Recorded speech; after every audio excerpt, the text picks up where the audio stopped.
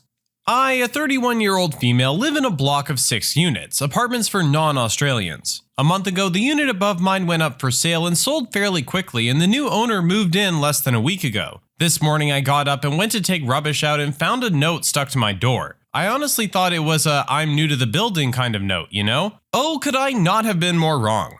Dear tenant, I recently bought your building and wish to introduce myself. My name's blah blah. Not going to use her actual name. And I think you will find me a fair landlord. However, I do have rules. Number 1, everyone is to be in their units by 9 p.m. If you're going to be out past this, I suggest you find accommodation elsewhere. Number 2, no pets allowed. If you have any, then they must be relocated before I do an inspection, or I will call the ranger to remove them. This is the only warning. Number 3, I will conduct an inspection once a month, and you will be present to answer any questions or face eviction. Number 4, failure to pay rent on time will result in your eviction. If we all follow these rules, I'm sure we will get along. Sincerely, blah blah. What the F did I just read?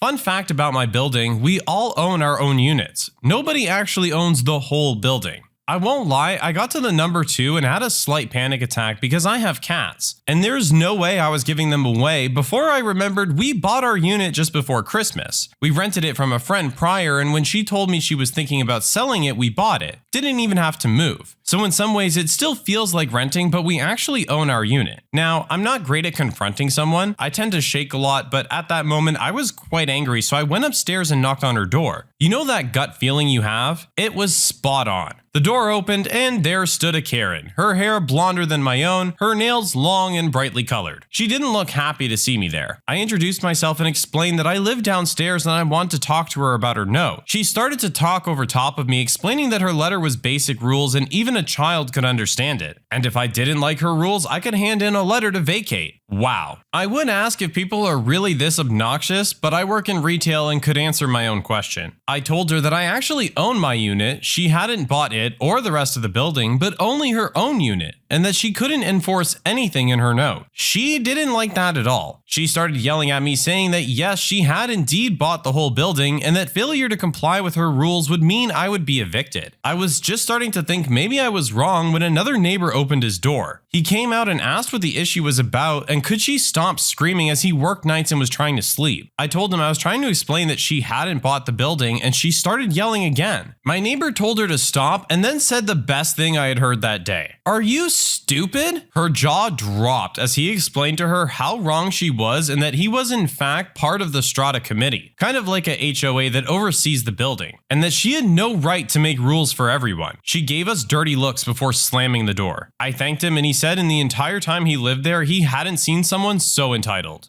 Wow. Well, first thing that comes to mind for me is, how did this woman think that she was buying a whole apartment building for the cost of one unit? Did she think she was getting the deal of the century or something here and could then run the building however she wanted? Or was she fully aware that she only owned her own unit and was simply trying to bully everyone else into behaving the way that she wanted? Even if she did buy the building herself, those rules are absolutely unacceptable. There's no way you can sit there and tell someone when they have to be home. You have no right to install a curfew on the people that live in the building that you own. This Karen is just absolutely delusional.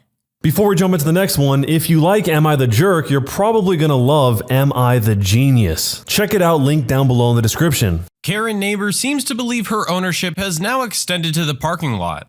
So I guess this is an update to my last post. I had a lot of people ask me to post if she did anything else. This is also currently happening and my significant other is witnessing it and texting me as I'm at work. So if you missed my last post, I had a new neighbor move into my building and she left notes on everyone's door saying she had bought the building and gave us insane rules to follow. She does not own the building, but only a unit or apartment. Jury is still out if she's insane or stupid. She's been quiet for the last few days and I thought maybe that's it. Apparently I was wrong. So each unit in our building is allocated one parking space. Just one. I park in mine and my significant other parks his car on the street on the other side of the building. Our parking lot had one visitor space. It's a very small parking lot, 6 spots for residents and 1 visitor. The visitor spot is nearly always empty and my neighbors have said my significant other could park his car there if he wanted, as we are the only unit with 2 cars, but he doesn't mind parking where he is. So this morning my significant other woke up to yelling. Our kitchen window overlooks the parking lot and he snuck a peek out the window and saw entitled neighbor standing next to our nice neighbor's car, and they were arguing loudly. She kept yelling that she had a second car and needed to park in his spot, and he had to move his car or else she would have it towed. He kept repeating that it was his parking spot and she could either park it in the visitor spot or on the street, and if she towed his car, he would report it stolen. My significant other said she kept yelling she can park where she wants and he needed to move it or else. So my significant other decided to park his car in my empty spot in case she tried to park there while I'm at work. Last message he sent me, she has stormed upstairs in a huff and slammed her door. Update, I got home from work and she's parked her second car in the visitor spot, but she's parked it so badly it's blocking the driveway in. Right now I'm parked on the street but too tired to deal with her. Update 2.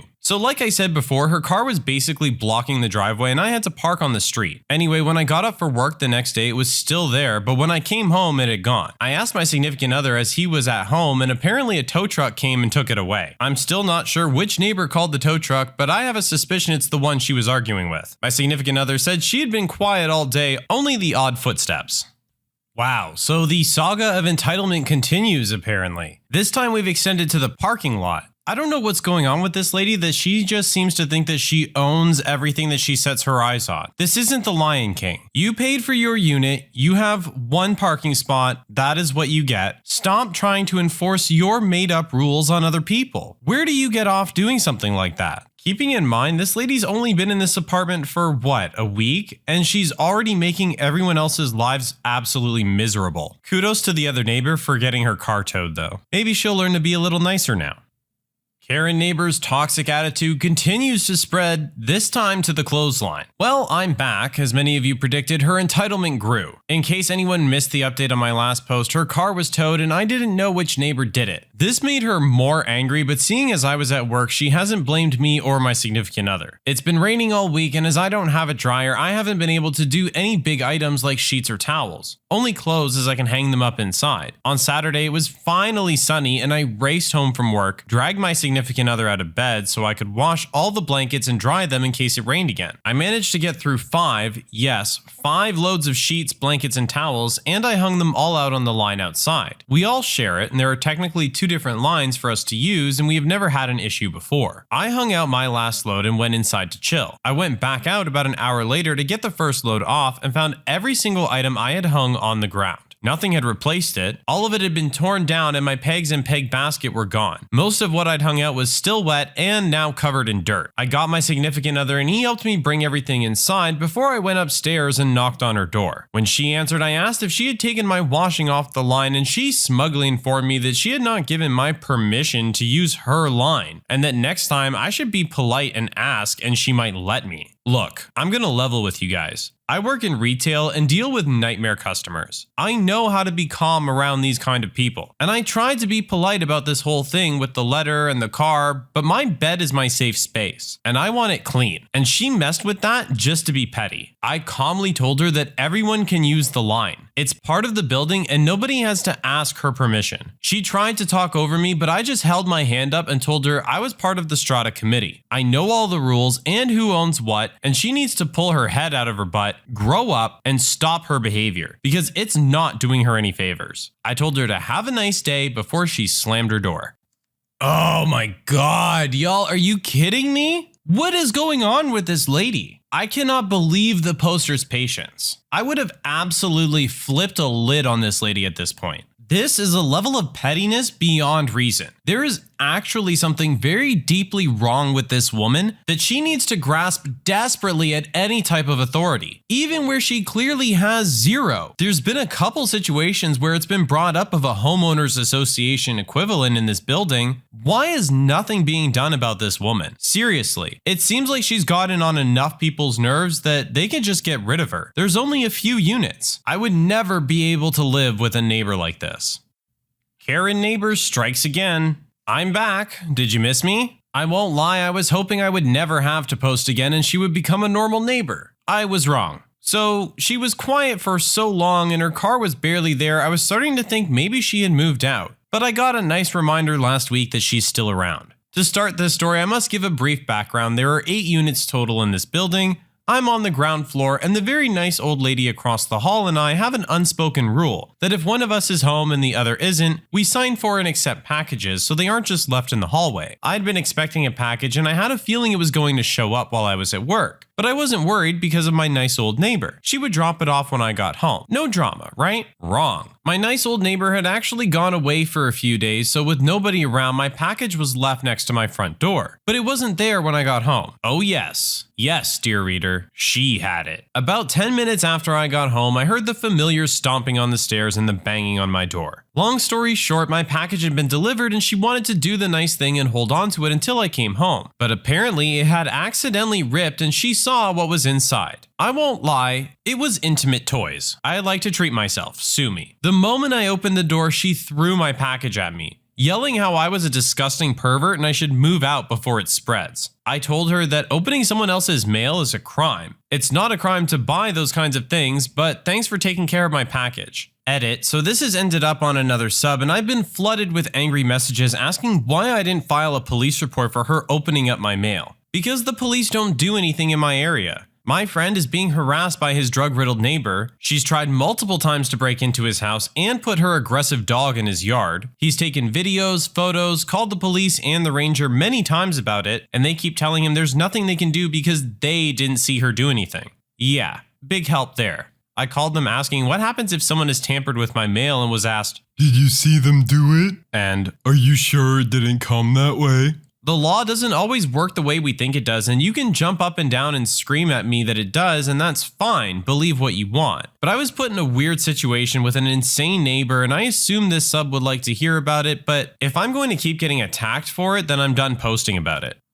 Oh no, I thought it was over. We've already dealt with this woman twice, so we're not going to dive into how crazy she is. But let's talk about the fact that she's allowed to open her neighbor's mail and not have any repercussions for it because there's nothing that the police can apparently do about it because they didn't see it happen. I mean, that's what cameras are for, is to help record this behavior so it can be viewed at a later date by the people who need to view it to take action. But anyways, this lady opening up her neighbor's mail, probably to see if it was something that she wanted for herself, and then proceeding to berate the owner of the package for what they were buying. As I said before, it's just delusional, the sense of entitlement that this woman seems to have. And also, shame on you, internet, for coming at the original post or giving them a hard time. Obviously, they don't want to have to be dealing with this situation. They definitely don't want to have to be dealing with you on top of this situation. Karen neighbor really wanted to pet my cat. Well, I'm back. I thought maybe my neighbor had settled down and I was done with her behavior. I do hear her fighting with the upstairs neighbor now and then, but that's about it. This happened this afternoon and I'm still trying to figure out how her brain works. So in my previous post, I explained how my new neighbor thinks she owns the building our apartment is in, newsflash she doesn't, and implemented some crazy rules, none of which were legal. It took a few arguments, but I thought she finally understood she didn't own everything. Boy was I wrong. So as I am on the ground floor, I have a glass sliding door that opens out into the shared yard. Not happy about this, but we mainly treat it like a window anyway. Being that it was a nice cool day, I had the door open but the screen door shut and locked so I could air the house out after having rained and the house smelling musty. Whenever that door's open, my cats will sit at it and watch all the birds outside. I was pretty tired and my significant other suggested we both lay down and have a nap while I was waiting for the washing machine to finish. I thought, sure, why not, it's quiet today, and we went and laid down. We were woken up about an hour later to a rattling noise in the lounge room, and I thought maybe one of the cats had tried to climb the screen door again. So I got up to scold them and found my entitled neighbor trying to open my screen door, like really pulling on it to the point the whole door was shaking. I asked her what she was doing and she told me she'd seen my cats through the door while on her way to hang clothes out and wanted to pet them, but the door was stuck. I told her it wasn't stuck, it was locked because this is a private residence and she can't just walk in here whenever she pleased. She kept trying to open the door while yelling that I can't keep my cats from people if they want to pet them and it's her right to show them real love. I repeated that this was my home and she couldn't walk in whenever she wanted. This seemed to really peeve her off and she started to yell at me that I was a little B-word and I was abusing my animals and how dare I speak to her like that. At this point, I was pretty sick of being yelled at in my own home, so I just mustered up the sweetest smile I could before politely telling her to screw off. If looks could kill, my cats would be eating my body right now. She tried to open the door again when my significant other came out and said he would call the police if she didn't stop. She finally let go of the door, glared at us, and stormed off. Needless to say, we are ordering another camera for that door now, and yes, my cats are microchipped. What are you? She's breaking and entering now. I'm at a loss. This woman is seriously deranged. And considering her note in the original post about how she didn't want any pets in the building, I find it unlikely that she just wanted to pet her cat. I hope it's not just me, but my mind goes to dark places of what she was actually intending by trying to open that door. This has escalated beyond entitlement to a point where this woman might actually potentially be dangerous. I don't blame her for wanting to get another camera. Who knows what this woman is actually capable of if this is the way her mind works. It's been too quiet. So it's been quiet for a few weeks now. I normally hear her arguing with another neighbor all the time, but lately nothing. Last week I bought a new car, yay, and it's slightly bigger than my old car, so I'm not confident enough to park it in my spot, so I've been parking on the street. The other day I got home from work and I saw a young man standing on her balcony. He was quite friendly, called out hello to me and introduced himself as her nephew and explained why he was there. She broke her foot. Apparently at the last family dinner she tripped over a dog and broke her foot, and is now staying with family because she can't get up and down the stairs. He said he was house sitting because she said she didn't trust her neighbors, but he admitted we are all really nice and quiet and maybe she's just crazy. It took all my strength not to sing and dance right there. Personally, I think a little bit of celebration would have been allowed. Here we have a little bit of karmic justice at least coming through for our protagonist. If nothing else, you can always hope that at least the universe will give them what's coming to them. In this case, it did. Karen neighbor is back and wants me to isolate elsewhere. Well, she's back. Was hoping she just wouldn't come back after she broke her foot, but last week we heard a door slam from upstairs, we looked outside, and yep, her car is there. No idea if her nephew who is house sitting is still there or not. Anyway, a few days ago I tested positive for the much whispered pathogen and have been doing the right thing and staying inside and dying quietly. I'm fully vaccinated, so it's not that bad, though I could live without the headaches. My partner was away all Saturday because he was picking up his new car and he got home late Saturday afternoon, parking his new car on the back lawn so he could give it a quick hose down from the drive. I was inside watching through the sliding door when I heard her balcony door open and she started yelling at him to get off her lawn. He told her to shove it, it's not her lawn, and he's done when he's done. And can she please stop yelling because I've tested positive and it doesn't help the migraines? Well, that was a mistake. I heard her storming down the stairs and she starts banging on our door screaming that I'm diseased and I need to isolate somewhere else before she gets sick. And if I don't leave, she was going to call the police. I told her through the main door that she has been told repeatedly she can't kick us out of our own place that we own. I am staying inside and that she could call the police if she wanted, but she would more than likely be fined herself for wasting their time. According to my significant other who was coming in after moving his car, she looked downright murderous, but once she saw him, she took off back upstairs. Haven't heard anything from her since or anything from the police, so we think it was an empty threat. I was so tempted to open the door because, like they say, sharing is caring. Update, just wanted to add, because I've had a few comments on it, we can't get her evicted from her own home as she owns it just like we own ours. Also, lawyers in Australia are very expensive just to talk to. Like when we bought our unit, the lawyers handling the sale charged us for everything. They stuffed up the paperwork by misspelling my name and then charging us more to reissue the papers with the correct name. As far as I know, my neighbor upstairs spoke to his lawyer about her, but they can't do much anyway. Guys, this is a Karen journey of epic proportions. We are covering absolutely everything in this instance. We've got entitled Karens who think they own the place, conflicts over parking spots, attempted breaking and entering, the works. Now we've come to the point where the poster has a deadly disease and the Karen still is not letting up. I do have to say I understand the temptation to potentially want to open the door, but good on your restraint. It seems we've also addressed in this post something I said myself earlier, which is why don't they just get her kicked out? Apparently there's our answer. Is it a good one? No, but unfortunately this is sometimes just the way the world works. I do really hope the protagonist of this epic Karen saga does find a happy ending here though.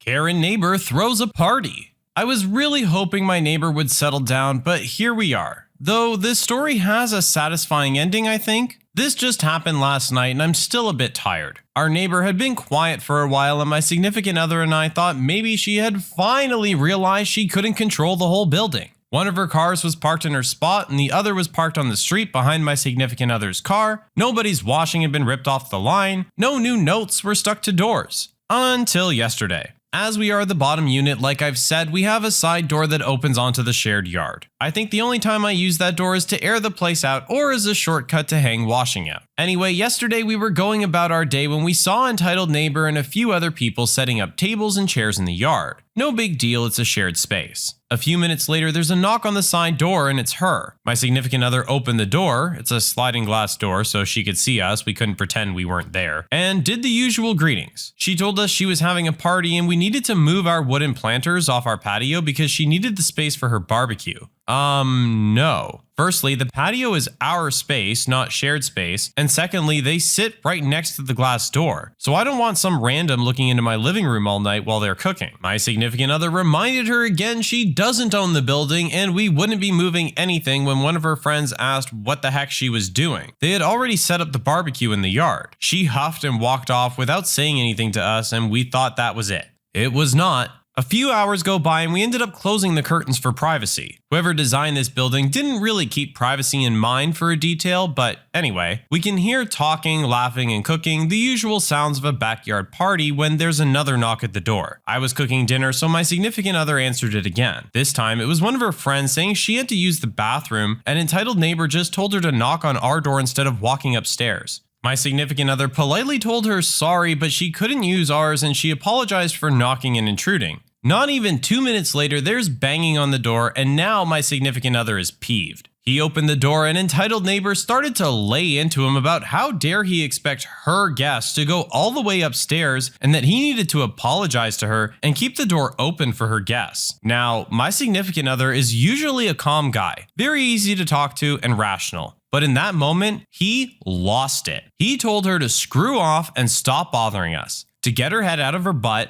and she can't lay claim to everything she sees. Our bathroom wasn't hers to use, her guests could use her bathroom, and if she knocked on our door again, he would call the police for harassment. At this point, one of her friends came over and told entitled neighbor she needed to leave us alone and stop bugging us, before apologizing and telling us to have a good night. We expected the party to be loud and go on all night, but it actually wrapped up pretty early, around 1 a.m. I think. This morning when I got up, everything had been cleaned up from the yard, but our planters had been knocked over. Joke's on her because we hadn't planted anything in them yet, and most of the soil in there was used cat litter. I use potting mix as cat litter because it's cheaper. So now she can smell my cat's old turds.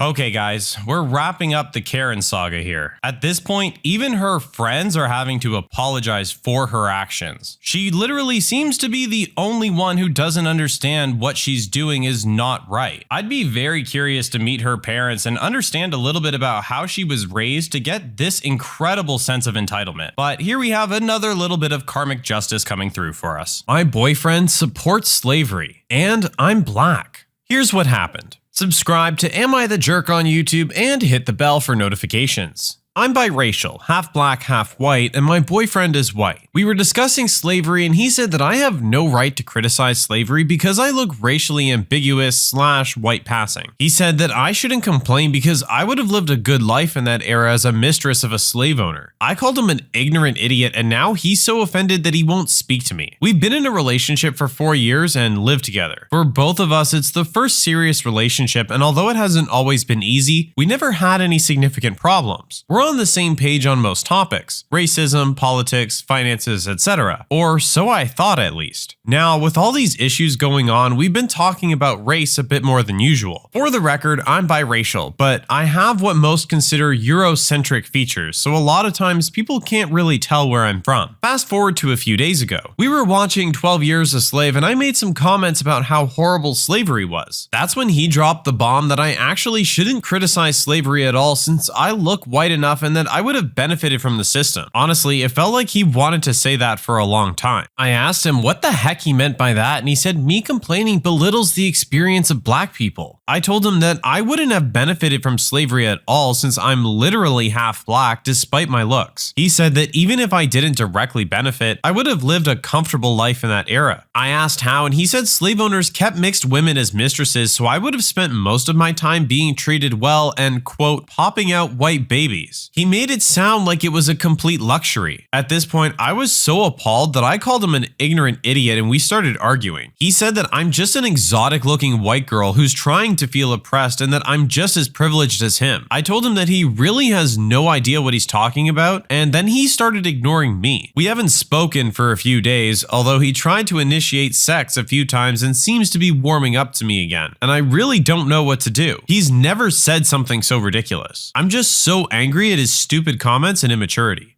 Yeah, I'm gonna have to agree with you that ignorance is definitely the word of the day on this one. No matter what race you are, surely you should be able to acknowledge that what went on back then was absolutely horrific, especially after just having watched 12 Years a Slave. And she says it felt like something he'd been wanting to say for a while, which doesn't feel like a good sign. I get that for the most part, you guys haven't had that many issues in your relationship, but this is a big red flag. For me, I look at this as if this is your level of ignorance on this serious of a topic, what else is gonna come up? My stepsister married my ex-fiance, and my family thinks I should just get over it. I changed some minor details for the sake of remaining anonymous. Also, sorry this is so long. Once I started writing, I found it cathartic and couldn't stop word vomiting all over the post. When I was 23, now 28, I was engaged to Ryan, was 32, now 37. Our engagement ended when my stepsister Kelly, was 24, now 29, begged me to leave him because they loved each other. But Ryan was too afraid to break up with me because he didn't want it to hurt me/my family. When I confronted Ryan about it, he denied it and said she'd been trying to come on to him for some time, and he never mentioned it because he didn't want to ruin our relationship. He begged me not to believe her, and so we continued how we were. Kelly grew resentful and made nasty comments about how I was forcing a man who didn't even love me to marry me because I had low self-esteem constantly. A month later, she sent me a video of them having sex in my bed and multiple screenshots of him telling her he loved her, how he wished she was the girl he was marrying, how he hated that I wouldn't let them be together. I was devastated and angry, but my best friend convinced me not to go nuclear on them and instead to quietly move out when Ryan was at work the next week. So that's what I did. I contacted my dad and my stepmom and asked them if I could move in temporarily. I removed the money I had contributed into our joint account for wedding expenses and transferred the rest to him before closing the account. Once I got settled in, I sent all the screenshots she sent me to all of our relatives and his. Ryan tried to get back together with me multiple times, but I ended up blocking him when I found out he had proposed to her with the same ring he gave me. I'd left it behind. Now, Kelly is my stepsister from my mom's side. I have another stepsister, 36, and stepbrother, 38, from my mom's second marriage, and a half-sister, 26. They all went to the wedding. Whenever I tried to express I was hurt by the fact that they were just supporting Kelly and Ryan as though what they did to me meant nothing, they would shrug it off and say they couldn't cut them out completely because they were family. I haven't spent a single holiday with my mom's side since. Neither has my older biological brother or sister. I only see my mom and half-sister when I invite them over to my place, as Kelly and Ryan moved in with my mom and my stepdad a year after they got married. Our relationship is very rocky, but I've grown closer to my dad and stepmom and their children, an older stepbrother and two younger half-siblings, who have all been very supportive since this all happened. So it's not been all bad. On New Year's Day, my boyfriend, now husband, proposed to me. We had a small engagement party which I invited my mom and half-sister to. They never turned up because I was, quote, excluding half of our family. I never invited my stepdad or step-siblings because they were pretty hurtful when it came out that Kelly and Ryan were sleeping together. They claimed it wasn't their fault I got in the way of true love and made me out to be some sort of vindictive Disney villain for being angry with them. We were planning on having our wedding ceremony this summer, but in late February, my husband suggested we postpone until next year because because he was concerned COVID would get worse, and we would have to cancel/reschedule anyway. I ended up finding out I was pregnant a month before our original wedding date, so we had a courthouse wedding on that date with the plan to hold the ceremony next year. Only my dad's side of the family were aware of both the pregnancy and the wedding. My stepmom likes to knit, so she's been making some stuff for the baby. Recently, she posted about the things she had made on Facebook with a caption talking about how excited she was to have another grandchild soon. I was tagged in the post. I have zero issues with the post. I never told my family I wasn't going to inform my mom's side. It wasn't that I intentionally hid it from her, she just never seemed very interested in my life or relationship, so I never brought it up. My mom called me an hour later to demand to know if I was pregnant and how she couldn't believe I hadn't told her she was finally going to be a grandmother. She has since invited me and my husband over to her house multiple times. I've declined every single time for the obvious reason. My stepdad, who I've barely spoken to in 5 years, has reached out to tell me how excited he is to meet the baby and my husband. Same with my siblings. Even Kelly reached out to my husband to congratulate us. I was furious. The next time my mom and stepdad called me, I finally laid into them. I told them I didn't want them to keep inviting me over when they knew I would be forced to see Kelly and Ryan if I came. I told them how hurt and angry I still am over what they did to me and how my family dismissed my feelings. I told them how they wouldn't throw Kelly and Ryan away, but they were so quick to leave me out to rot whilst I was going through the worst betrayal I'd ever experienced in my life. I told them I wasn't even sure I wanted people like them in my child's life. My mom was crying hysterically and kept saying I was being cruel and I couldn't deprive her of her first grandchild. The thing is, my baby isn't her first grandchild. My sister has 2 adopted daughters already who my mom doesn't even try to bond with. She kept wailing about how I might be the only person in our family to even give her grandchildren. My stepsisters are both having a hard time getting/staying pregnant, and my half-sister has proclaimed herself to be child-free. My stepdad got angry and defensive. He claimed I was petty for holding on to something that happened 5 years ago. He pointed out how I had found someone else so I should understand how love works, and sometimes 2 people just can't help themselves. You love who you love, basically. He said Kelly and Ryan were happy together, so I should be happy for them the way they're happy for me and my husband. The ironic thing is, my sister told me Kelly and Ryan look like they were on the verge of divorce, and they argue constantly. My mom complains to her about them, and how my siblings all hate him but pretend they like him for Kelly's sake. I ended up hanging up because I was so angry, and when I get angry, I start crying. I didn't want them to think they got to me. Since I've been receiving texts and non-stop calls from my mom's family. They're all essentially telling me I should be over things already. It's gotten to the point me and my husband have switched phones so he can screen my messages for me and I don't have to read them. How do I make my family understand just how unforgivable what Kelly and Ryan have done to me is? I'd prefer not to go completely no contact, but is that my only option here?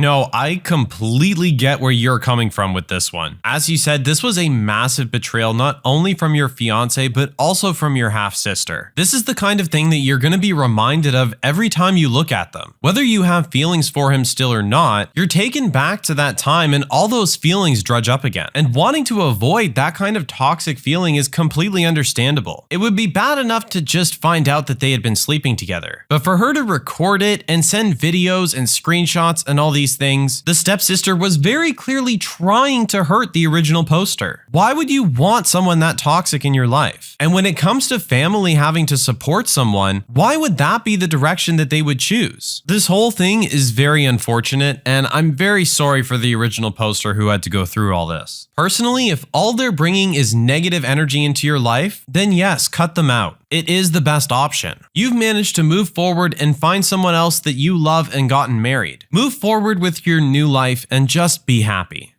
That one time I accidentally worked for the Russian mafia. I'm a professional baker and have worked for various companies developing recipes and the like. I found a job at a local grocery store, working super early mornings on their pastries for the day. There were usually a few other people there, one of whom was a mixer. Mixers follow a spec sheet with the weights of all the ingredients that they need to batch mix. It's kind of mindless work and doesn't require much thought. He was a young guy, fresh out of his teens. We became fast coworker friends and enjoyed chatting it up about baking, and I'd help him put our supply order away. Good times. One day, a woman with a thick Russian accent came in and handed us business cards. She told us whatever we're getting paid, her company would double it if we came to work for them. I scheduled an interview thinking this would be a great opportunity for me. It was a, quote, new grocery store concept. like a glitzy, glammy European-style Costco, whatever that means. When I went in for the interview, the place was literally still under construction. I met their lead baker and we hit it off right away. He warned me that the big boss had, quote, interesting tastes, and we need to work with that. No biggie. More money? Let's go. They hired us both, and over the next several months, it was a really interesting and fun experience. The big boss, a thick, burly Russian man, to the point and perpetually angry, wanted this place to be like Costco, mass production of quality pastries. They were bringing in crazy amounts of new equipment, including folders, shapers, and injectors that were easily worth millions. We didn't have much equipment to start, and we were doing a lot of mixing in trash cans. Remember my mixer buddy? He was working on the bread dough using spec sheets provided by our lead baker. Over time, they were bringing on more staff, and it was a lot of fun developing new recipes, experimenting with ratios, and figuring out how to get over constraints for the types of products that the boss wanted. Did I mention he was a jerk? Oh yeah. When he was reviewing some cheesecake I'd made, he said, "Good job, sweetie." I came back with, "Miss, ma'am, or my name is fine." He scowled at me, and from that point on, he treated me like garbage. We brought other women on staff. I watched him hit on them. Some of the others were cool with being sexually harassed, I guess. This place was paying top dollar and had to get in good with the big boss, right? So, the stage is set here. Boss quickly turned his business into a game of Survivor. He'd fire people on the spot for whatever reason. One day, one of the people he sacked was our lead baker. It came as a surprise since he was developing all the recipes we'd been using. I inherited a lot of his notes, and his development work was divided between me and the mixer. So, this whole time, Mixer was kissing Big Boss's butt pretty hard. He saw an open position with the lead baker gone, and quickly became invested in the idea of him running the bakery show and making some serious money. At the same time, my relationship with Big Boss was quickly declining. For an example, I had him sample some cinnamon rolls I had made, and he came back with, "I hate these. They're terrible." What do you not like? We can change anything about them. The dough, the filling, the icing? I don't know, I just don't like them. On a hunch, I gave some cinnamon rolls from the same batch to another lady there he had eyes for, and asked her if she'd present them to him as her own. She offered him the same product I'd given him minutes before, and he loved it. Anyway, I noticed that my notes were out of place one day, and a coworker informed me my mixer buddy was stealing my work and presenting it as his own. He was also approaching me and asking a lot of baking questions, which was fine, but I knew that his knowledge of industrial ratio baking was mediocre at best. He was a mixer. Following a recipe is all he knew how to do. Knowing this, I made a decoy copy of my notes. But this time, I put really awful recipes with huge amounts of salt or yeast. Anyone who knew how to build a recipe could probably look at it and go, "Whoa, that's a lot." Not Mixer Buddy. My original plan was to leave this in an obvious spot as bait and let him steal the awful recipes. But Big Boss had other plans. We sat down for a pre-launch meeting and he informed me that I wasn't going to be working in the bakery anymore and being relegated to store setup. Mixer was going to be taking over as the lead baker. Guess all that butt kissing really paid off, and I was going to be giving him all my notes so far. No problem, boss. A day later was when the fun really began. Mixer mixed up a huge batch of super salty cake batter, and I heard Big Boss screaming at him about way too much salt. That's not even where the fun begins. As we were setting up an industrial quantity baking equipment, we had to test the larger quantity mixing machines, and did a test run for some bread dough, with my decoy recipe that had triple the yeast and sugar. As it didn't come out right, Mixer had to throw it away. His choice? The dumpster out back in the dead heat of summer. Hundreds of pounds of dough. The fun thing about massive amounts of bread dough is that it doesn't magically stop rising if you throw it away, especially in a hot dumpster. A few hours later, I spine out back to see Mixer Buddy shoveling this massive blob of dough into trash bags that had exploded from the dumpster like an uncovered blender spewing out a yeast-laden smoothie. Sweet revenge. Now, about the mafia thing. This store was really strange. They had been ordering doubles of all the crazy industrial baking equipment and storing them in the back. We had nowhere to put any of this. I also looked up the company they were subcontracted under, and it was to a dead address in Russia. Big Boss also had armed security guards everywhere. This was a grocery store, mind you. I had a feeling that this company was more of a front for laundering a bunch of money. I eventually was fired by Big Boss, which was great because I'd been job hunting, full well knowing this business was a sinking ship. I had a new job lined up already. They had their grand opening, did business for 3 months, then closed. R.I.P. Mixer. Okay, so the whole mafia thing really seems like more of a side note and kind of an assumption, not necessarily saying it's a wrong assumption by the sound of it, but let's focus more on what we do know. This is what happens when people in management don't know what they're doing. For one, not knowing as the boss, you shouldn't be that friendly with your lady employees. Good on the poster for standing up for herself though. Unfortunately, it seemed to have worked against her, however, because that was when things started to go downhill. Obviously, she didn't do anything wrong, it's just the way that the boss decided to treat her afterwards. Instead of recognizing that this was a hardworking employee who actually had some dignity and was worth his respect, we chose to go with the young kid who liked to kiss ass, who also had no experience. And you see these kinds of decisions being made in management across all kinds of industries, and it can be really frustrating. But sounds like everything worked out okay. You got out of there, you got something good going on. Mixer Guy did not get to end up as lead baker as he wanted, and I'm sure he did not get a glowing review from his performance. A friendly reminder to always take off your name tag before shopping. So to preface, this happened a few months ago. My work requires me to wear a white collared shirt with the company logo stitched on along with a name tag. I just finished a 14-hour shift and I needed to get some groceries before getting home. Still wearing my uniform, name tag and all. I'm walking to the dairy section when I hear an old lady behind me. "Excuse me, young man, could you tell me where the flour is?" She must have been at least 80 and I happened to know where the flour was, so I decided to help her. "Here you go, ma'am." That's when another customer starts snapping and saying, "Hey," to get my attention. She will be annoying lady.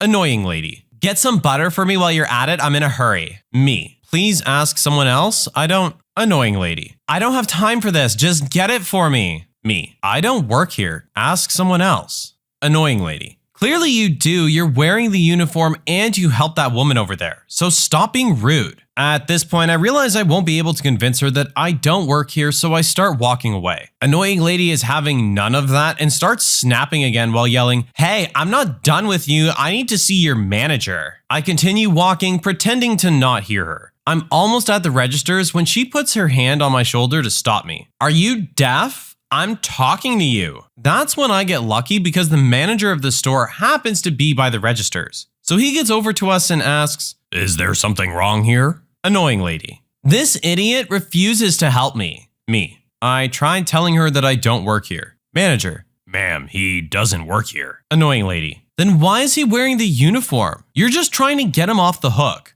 Manager. "Look at the logos. They're not the same." That's when she goes silent. She just looks for a second at our shirts and then she walks off. The manager says sorry to me and walks off towards annoying lady. The sweet old lady overheard all of this and came over to me and said, "I'm so sorry, I thought you worked here." Alright, so for this one we have a lady who's clearly a little entitled. She needed help with something, she thought the guy worked there and he didn't. If she had to stop for 2 seconds to listen to what the man had to say, this whole thing could have been avoided. But she chose to continue to act entitled instead and was massively embarrassed as a result. I've definitely been in this situation where I'm in another store and I have a name tag on and people think I work there, but never has it escalated to this point. I just say, "Oh, I'm sorry, I don't work here, I don't know how to help you," and they go find someone who does. Again, take a second to listen.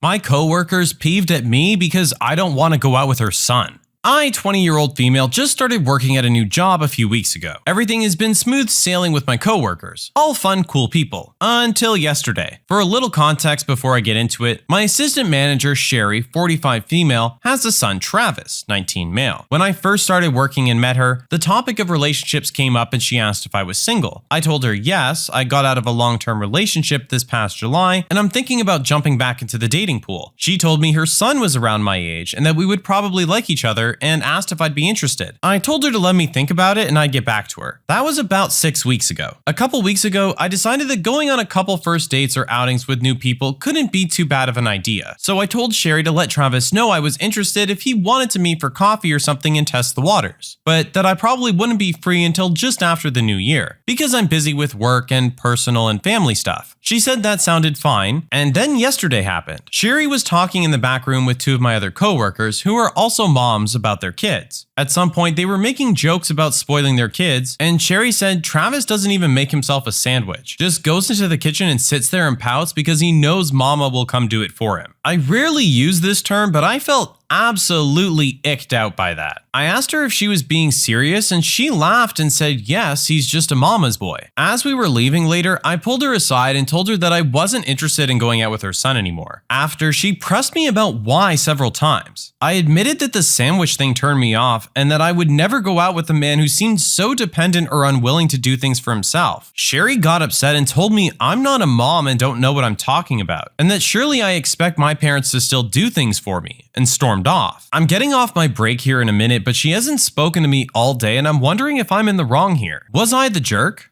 Okay, I feel like this one definitely has a little bit of a gray area. I'm gonna start off and say, no, I don't think you're a jerk. You heard something you didn't like and chose to cut things off before it had even started, which is a good way to go about it. That being said, it's hard to tell from the context of this post, but mom might have just been playing around, telling jokes to her work friends, and might have been exaggerating more than what he's actually like. And a lot of moms are proud of their mama's boys and want to brag about how much they look after them. And that might have been what was happening here. But no, obviously you don't want someone who's going to be completely dependent on someone else whenever they have anything that they need. Because once mom's not around anymore, guess what? You're now that person. And as soon as you have a red flag like that and are starting to feel these feelings, I understand wanting to end it. Allowing it to potentially grow into something and become more of an issue of having to end it later could have just ended up causing more strife with your coworker. My fiance wants my 2 houses, but wants me to sign a prenup for her inheritance. Here's what happened. Subscribe to Am I the Jerk on YouTube and hit the bell for notifications.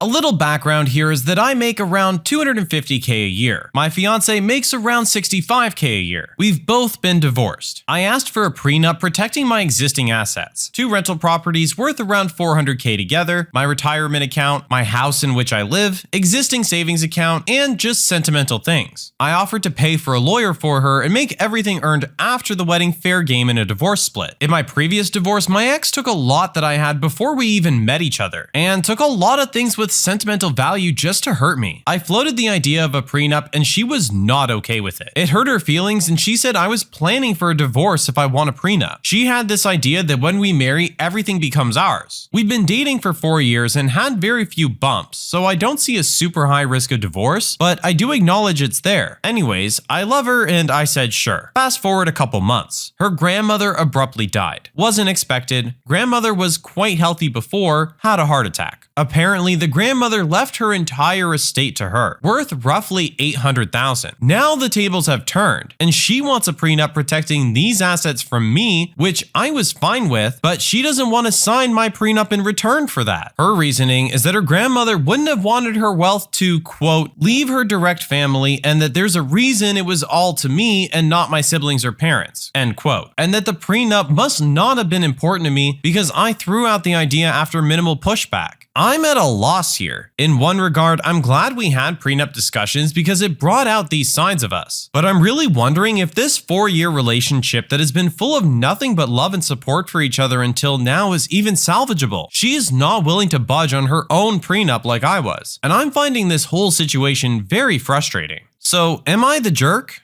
Okay, definitely a solid no with the jerk on this one. You say this relationship is 4 years in, that everything so far has been going well, but it's still understandable to have doubts, especially after having come off a divorce as well. It sounds like what you proposed was very fair, and her comeback with, well, you're just planning for a divorce at that point, can be turned right around by her saying that she doesn't want to sign a prenup. If the plan is to be married forever, then the prenup doesn't matter. But to have the kahunas to come back and say, no, now I want a prenup, but I'm not going to sign yours still, is just insane and very clearly beneficial to one side. It seems pretty clear whose interests are at heart in this arrangement. I hope they were able to come to some sort of agreement on the prenups because it sounds like their relationship was going well. But if not, that's just too much of a red flag for me personally.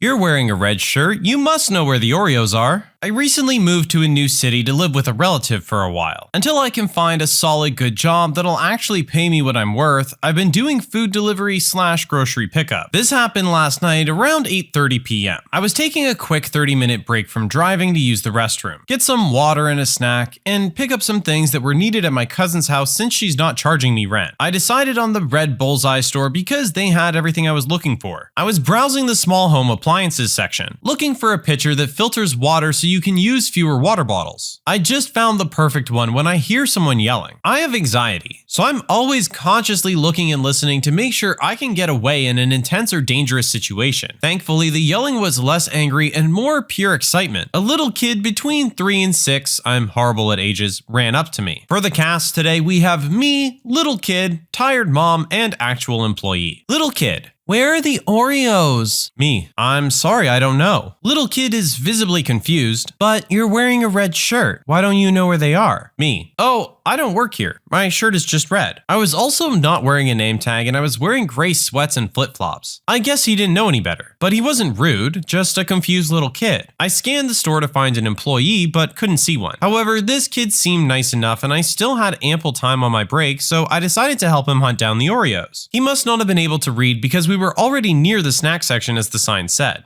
Little kid: my sister's not feeling good. We're getting Oreos to cheer her up. Me: well, that's nice of you. Who brought you to the store? Little kid: my mom. My mom. She's at returns getting us a new toaster oven because the other one doesn't work. After finding the actual package of Oreos, he requested double stuff so his sister would be double happy. I walked with the little kid back towards the front. His mother was still standing at customer service and looked confused that her son was with me. Little kid: I got the Oreos. The nice lady helped me, but she doesn't work here. She said her shirt is just red. Tired mom looks embarrassed. Oh, I must not have told you to look at a name tag too. Make sure you tell her thank you. Little kid: if there wasn't coronavirus, I would give you a high five. Actual employee to tired mother: would you like me to ring that up here? Me: no, I'll pay for them. Tired mother: you can't. That's too much trouble. Me: it's okay, ma'am. I hope your daughter feels better. I didn't feel like $4 was too much to spend on a little kid that it made me laugh. Quarantine has been kind of hard on me, so having a marginally humorous experience like this made me smile a lot. I normally work with kids, so this lifted my spirits a little. Sorry if it wasn't drama-filled like every other post on this sub.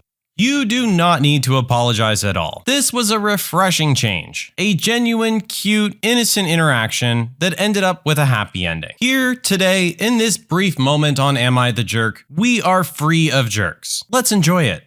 My boyfriend insists I should share my dream car with him. I entered my current relationship with a car I purchased while I was in college. At the time, my boyfriend did not have a driver's license or vehicle of his own. For a year, I pushed him to get his license, offered to teach him in the little banger I had, even drove him to the DMV and bought the book for his G&M license. He neglected to even open them. After getting tired of paying for repairs on this car, a 2008 Yaris, I decided to go to a dealer and trade it in for a newer car, a 2016 Juke. Again, I offered to teach him to drive and pushed him to take the test for his G1. After almost a year of owning the new car, he finally went and got the G1 and I started giving him driving lessons. But after a year, I got a job making far more money than I had been, and also saved multiple years worth of tax returns to be able to put down a down payment on the car of my dreams, a 2-door Wrangler for off-roading. My boyfriend is atrocious with money. He's been bankrupt in the past, overspent on money to the point of me needing to cover 100% of the bills, often leaving me to make the choice between making a car payment or paying for groceries. We had a plan to purchase him a car with a loan he was approved for, but in his time off, spent all $15,000 of it. Frustrated, I drove to a Jeep dealer and traded the Juke for a Wrangler, making myself the sole owner of the vehicle, not wanting to have his irresponsibility affect my credit any longer. He blew up, saying that the Juke was his and that it was the car he was supposed to learn to drive in, and I was supposed to keep it and keep making payments on it so he could have a car too. Angry, I told him he wasn't allowed to drive the Wrangler, mostly because he is very neglectful on the road, and I had upgraded to steel front and rear bumpers and didn't want him to kill someone. I made him borrow a friend's accent to learn and get his G2. I feel like the jerk for not including him on the purchase or allowing him to use it when we are in a relationship, but felt my financial responsibility deserved to be rewarded and protected. So am I the jerk?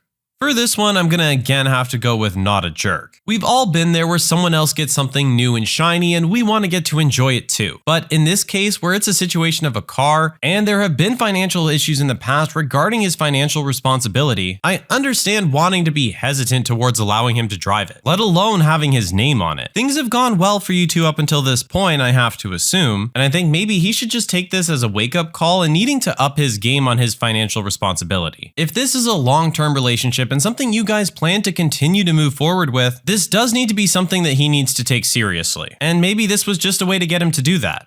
My ex-wife only wants child support money so she can save for her and her new husband's other kids. My ex-wife and I are the parents of a daughter who's 17 and a son who's 15. We share custody of our kids 50-50, and we've been divorced for 13 years now. Neither of us pays child support because we have equal time with the kids, and we split the costs of everything: school, medical, dental, extracurriculars. I opened up bank accounts for my kids when each was born, and I have saved from the get-go. But around 8 or so years ago, I came into some money because I was injured at work, and I put that money into their accounts. As well as this, a relative died 4 years ago, and I was left a sum of money that also went into the accounts for my children. The money I have now saved for them will help them tremendously in their futures, whether they go to college or not. My ex-wife remarried several years ago. Her stepdaughter is 16, she's got a nephew of her husband's that they are raising who's 14, and she has a 7 and 5-year-old with her husband. Ex-wife wanted to talk to me about college for our kids, and she told me that she and her husband had told all the kids that community college would be the most affordable option for them, and that they would get as much help as possible, but a more expensive school would be tough on them. I told her that our kids would have that option if they wanted it because I'd saved a more than healthy amount for them. She asked me why I never told her sooner, and I told her because I was taking care of our children, and it wasn't something she needed to know. A few days after this talk, she called me, and alongside her husband said that they would like me to pay child support for our kids, so that they can save more money for their other children's futures. I told her I was not going to pay child support just so she could support the other children in her home. Her husband told me that I could always offer to split the money between all of the children. I told him I was not paying for his kids to go to college. I told them I only had a responsibility to my children. I told them that if they wanted to save more money, I would happily take the kids more if they, my kids, want to spend more time at home with me. My ex-wife called me cruel and said keeping 50-50 and paying money so our kids' siblings can go to college should be a no-brainer for me. I told her the day I have an obligation to help her support the entire household is a day in another universe where we never broke up, but we did, and she has to accept she is equally responsible for our kids as me. They both told me I was a jerk, and even though I feel like I'm crazy for asking, I must ask, am I the jerk? Edit, the courts did not order child support because I only make a little more than my ex-wife, and I was well below the threshold to determine child support in 50-50 custody cases. I have control of the money. My children are aware it is there, and we have talked about it, but they are still undecided on their future plans. They do not have access to the money yet.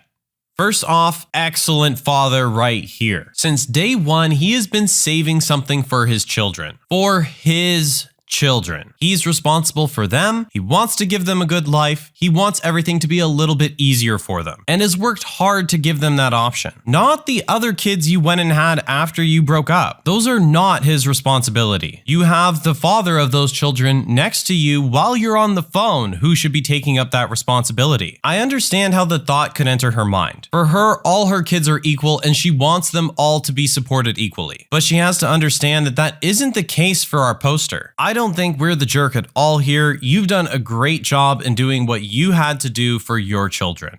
Apparently, I ruined Thanksgiving by telling my mom to stand up for herself. I've changed the names. My sister is 41 and I'm 36. My sister, Beth, is terminal and she has a couple of months left at most. I'm trying to make peace with it, but a part of my heart will always be broken, you know? Beth has come to terms with it, and all of us are just trying to make her last days as peaceful and memorable as possible. Beth found her first husband when she was 20, and he passed in a crash a few years later. After a while, my parents introduced her to her second husband, Matt.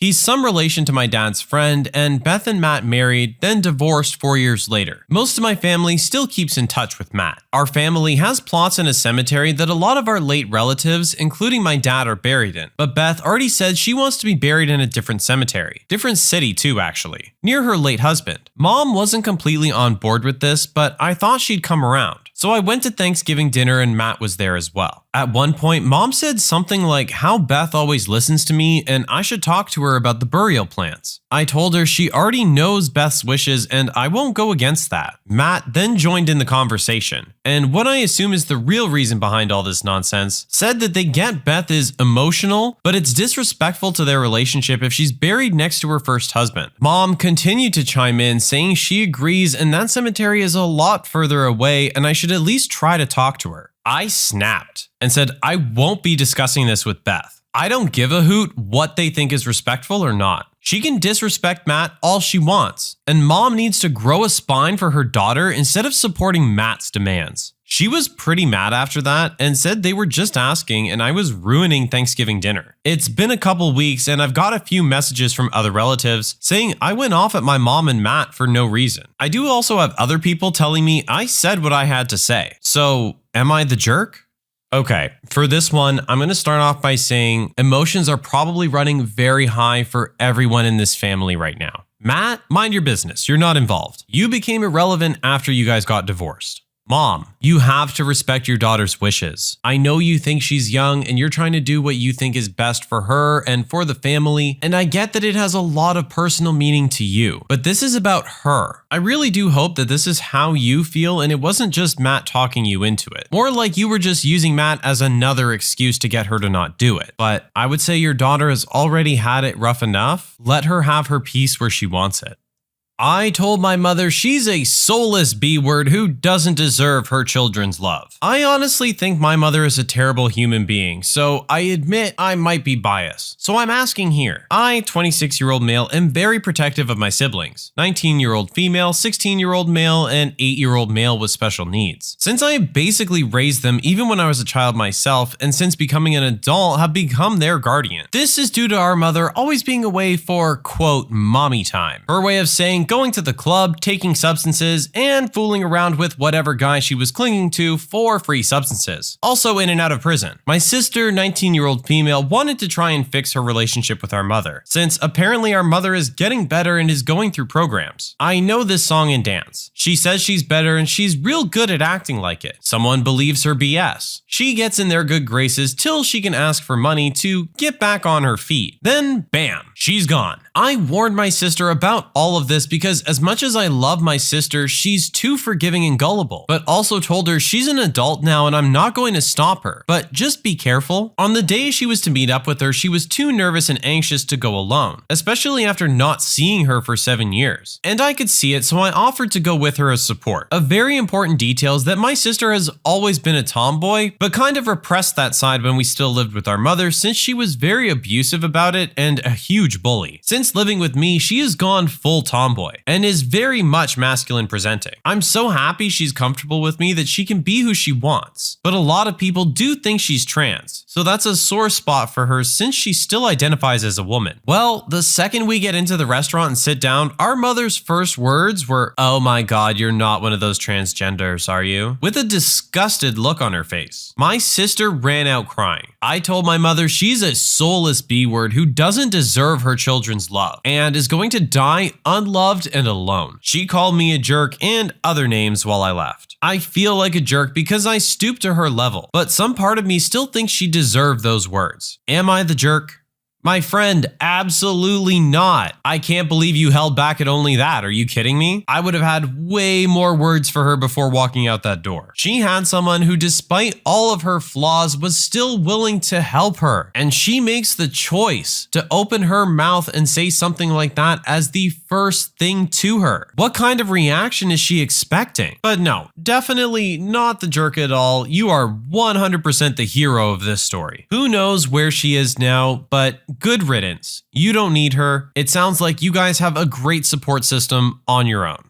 I decided to plan a vacation without my husband. My husband, 33 male, and I, 30 female, have been together for 9 years now. When we first started dating, we both discussed the most important thing to us, and it was traveling. Unfortunately, we just have different ideas of what traveling is. I work remotely, but I make 6 figures a year, so it's worth it. Plus, the benefits are amazing. I get about a month off a year in paid time off, which is almost unheard of in the US. So I usually like to take my paid time off to travel the world. My husband works for 2 months and then has the next month off. With every new site, we get to move to another state, and that's his favorite thing. He gets paid a lot less than me, but he says it doesn't matter because he's living the dream. I used to align my vacation days with his month off so we could travel together. This is the first year that I deliberately plan my vacation days when he works. Here's why. Our first year of dating, I wanted to do something small. We traveled to some national parks and had a wonderful time. It was gorgeous and he loved it just about as much as I did. it. The next year, we decided to visit England. He was insufferable. All he did was complain about everything. It was a nightmare, and every day he'd find something to complain about until eventually I cut the trip short and just took him home. I thought maybe he just didn't like England. So I tried a few different countries over the next 3 years, and he acted like a baby every single time. We went to Italy, Greece, and China, but he hated everything. I gave up and just told him to plan our next vacation. He took me to Disneyland, his hometown, Las Vegas, and Florida. Nothing outside of the continental US. I never complained about any of his vacations. I went in with an open mind, but always came home feeling a little cheated out of an experience.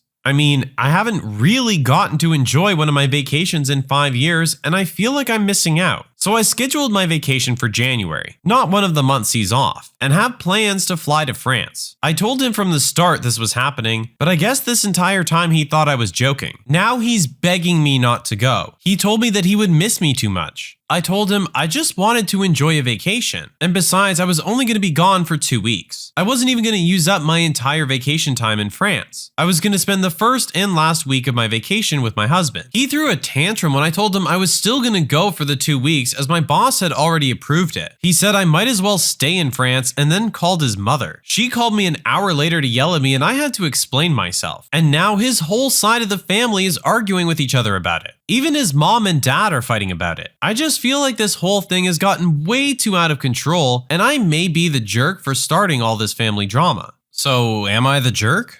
Oh, I won't be honest, I'm very conflicted about this one. On the one hand, I completely see where she's coming from. You want to enjoy your vacation and you don't feel you can do that with him there acting the way he does. It's not as if you haven't tried, you've done it several times and it's just never worked out. He's miserable the entire time, so why would he want to go anyway? However, from your husband's side, I do feel like this is one of those situations where that little voice in the back of your head creeps up. While everything may be going well and he wants to trust you 100%, there's always that little bit of doubt, especially in a situation like this where we know a lot of people go on vacation to have some fun on the side, let's say. The thought of this is probably terrifying him, and that's why he's kind of acting the way he's acting. Obviously, there's supposed to be a level of trust there, and again, I'm sure he does trust you, but that voice though. This one's a difficult situation, and I really don't have a clear answer either way. The ideal situation, you both go on the vacation together, he recognizes that you're trying to have a good time and he's kind of acting like a baby and sucks it up and tries to enjoy himself. But who knows what the odds of that are. I destroyed a racist town as revenge for what they did to me. Here's what happened.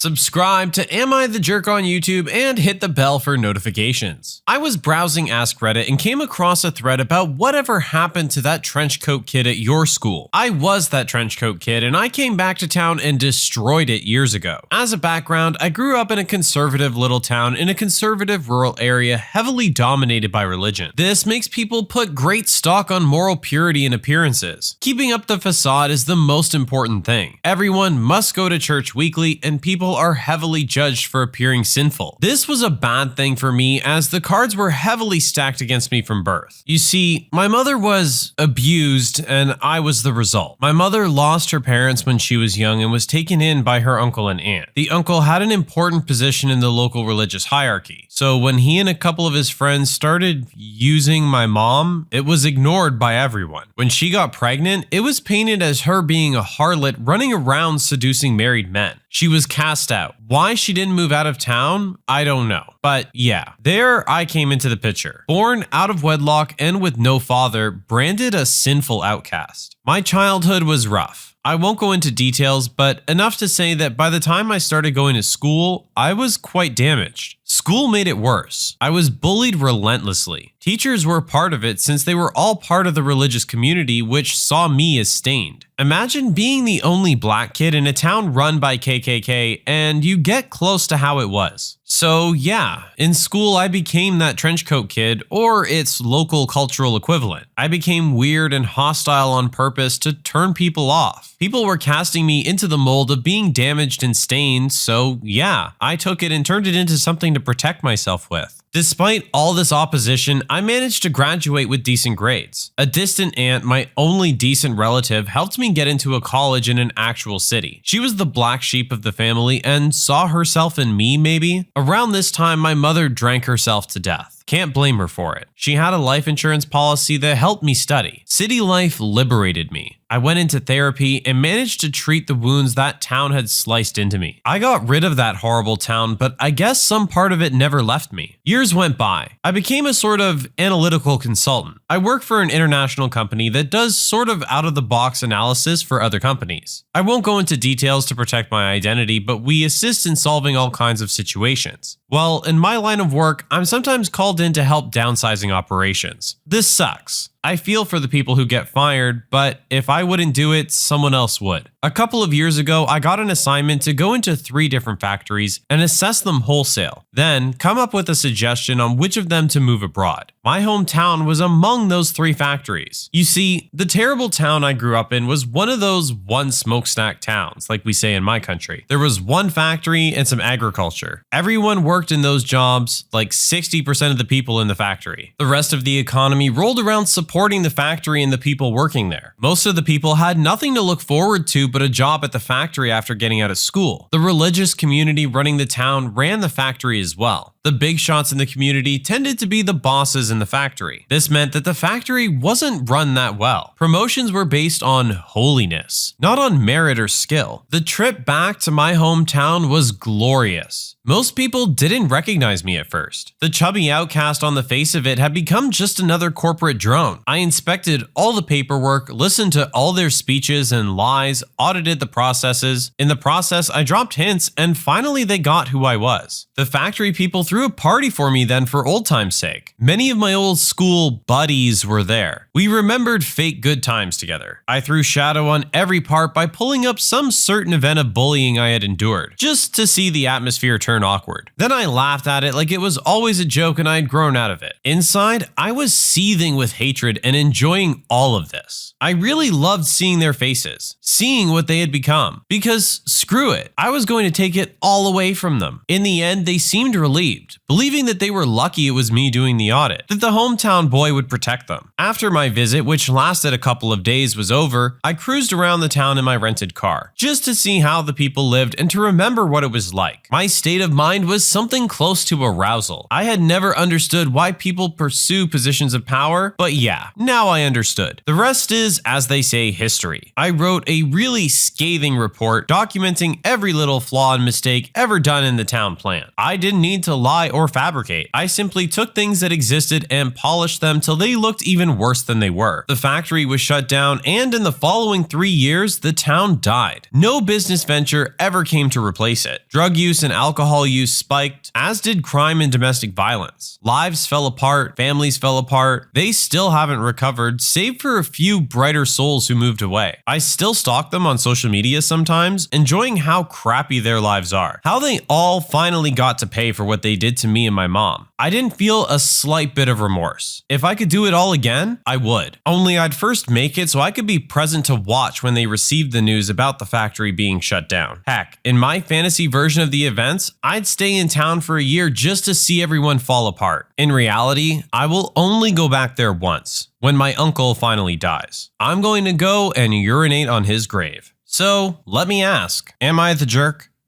Wow, this one got pretty heavy pretty quickly. What happened to the original poster and his mother is completely awful to hear, and there's no excuse for that kind of treatment. It's truly unfortunate to hear about these kind of communities that have these kind of power struggles even within themselves, where certain people have so much control that they're able to abuse it in ways like this. I am glad the original poster was able to get out and make something of themselves and get something going, despite everything that had happened to them. And I totally understand wanting to get back at the people that had hurt you and your mother the way that they did. But I do also have a hard time cheering for a whole town full of people who had their lives essentially ruined. I'm sure there are a lot of people there that did deserve to get screwed over, but I can also guarantee that there were other people just like our poster there, and that these actions could have triggered something else that led to them having a very similar fate to him, being left with nothing and having to struggle to survive. I guess in summary, I get it. I can't really call you a jerk, but I can't really call you the hero in this situation either. My girlfriend might be a little too obsessed with Pokemon. So, my girlfriend loves Pokemon. Sometimes when we go out, she'll ask me if it's alright if she checks for some Pokestops on Pokemon Go. When someone we know talks about Pokemon, my girlfriend gets really excited and wants to be friends on Pokemon Go right away. She also has many Pokemon plushies, all of them in our shared bedroom. At first it was cute, but my friends started to make fun of me for dating a child. My girlfriend is very mature and an amazing partner, but when I brought up how her obsession with Pokemon is embarrassing for her age, she felt insulted and told me her liking and playing Pokemon is no different than me playing League of Legends and Minecraft. Still, my buddies are making fun of us and I'm afraid she'll get hurt once she hears them. What do I do? How do I convince her that maybe she should tone it down a little? My friends are visiting us and I'm sure they're going to make fun of her when they see all of her plushies. Update. I've decided to post this update because you all were right. I didn't have a girlfriend problem, I had a friend's problem. So I had a talk with my girlfriend like one of the users suggested. I explained to her that I'm not ashamed of her hobby. I just didn't want her to know what our friends were saying behind her back. She said she doesn't care about their opinion, she's just doing what she enjoys most. I apologized to her and she also agreed to move her Pokemon plushies so they won't take up so much space. Fast forward to today. A few hours ago, our friends have visited us. It didn't take long for them to start making fun of my girlfriend. This time, I got mad. She organized her plushies so they were all in our bedroom. She's not even once mentioned Pokemon, nor did she open the Pokemon Go app. Long story short, they were forced to leave. I've realized they don't have a problem with my girlfriend's hobby. They have a problem with my girlfriend, and I've enabled their behavior by not reacting sooner. I told them they're the ones that need to grow up and to visit us again once they'll stop being boomers. To show my girlfriend how sorry I am and to better understand her hobby, I've downloaded the app myself. So now I'm trying to level up as much as I can because she has a mission when she needs to trade a Pokemon with a friend. But to do so, I need to be at least level 10. Thank you for all your comments, even the mean ones. They worked as a wake-up call, I guess. So for this one, you don't need to answer. I know I was the jerk. Well, this is a little refreshing, isn't it? We have someone who was in a kind of understandable situation, realized that they were being the jerk, changed their behavior, and apologized for it. Really, I don't think you can ask for much more than that. Girl, if this is how he resolves all of his conflicts, you've got yourself a winner. Kudos to this guy for just being a 100% respectable human being. Oh, you're having a family vacation? I don't mind crashing it. Several years ago, my amazing wife and I got married in early winter. We basically eloped after a fairly short courtship, though I had met her family and she'd met mine. However, our families had not yet met each other. Our families would have to travel from overseas to be where we are. But after some planning, we were able to make arrangements for our families to meet in February, around Valentine's Day. We decided to meet up in a small scenic tourist town in some mountains that was sort of between where my brother and I lived. Our families met and everything went quite well and everyone seemed to be hitting it off. But early on, my brother had told us that his friend, entitled person, would be driving through this area with his girlfriend and would just say hi. Now, I had known entitled person for several years, and while he's generally a friendly guy, he's pretty spoiled and quite entitled. In all honesty, what followed is just one in a series of other stories I have about this guy and the major reason why I try and avoid him. But I thought he would be fine in a small dose, and I was so happy to have been married that I didn't care. Entitled person and girlfriend arrive around noon and congratulate us, say hi to the families, and in general we have some pleasant conversation for an hour or so as we walk through this little town. Eventually we told entitled person that it was wonderful to see him, but it was time and we were getting quite hungry and we were going to start looking for somewhere to grab lunch. He said, "No problem, that sounds great." We all sort of looked at each other for a moment before my mom said, "Oh, well, why don't you and your girlfriend join us, entitled person?" My mom had planned to treat us all for lunch anyway, though I had not counted on entitled person, but it was still a wonderful time. We tried to say goodbye to entitled person again, but he was having none of it. Him and his girlfriend walked back to the hotel with us, but they were hanging out in the rooms my family was staying in, and we assumed that would be that. Our families met up for our celebratory dinner that my in-laws had wanted to treat us all to, with entitled person and his girlfriend in tow. We said, "Hey, entitled person, this is really just a family dinner for us. So, to which entitled person replies, "Oh, that's okay. We don't mind." Again, awkward pauses, and my gracious in-laws basically end the silence by inviting them to join us. They proceed to order very expensive meals and drinks while steering conversation towards themselves. Super weird. We split up for the night. My wife and I went for a walk and just kind of talked about how weird and socially out of touch entitled person and his girlfriend are. But at least we would have 1.5 days without them.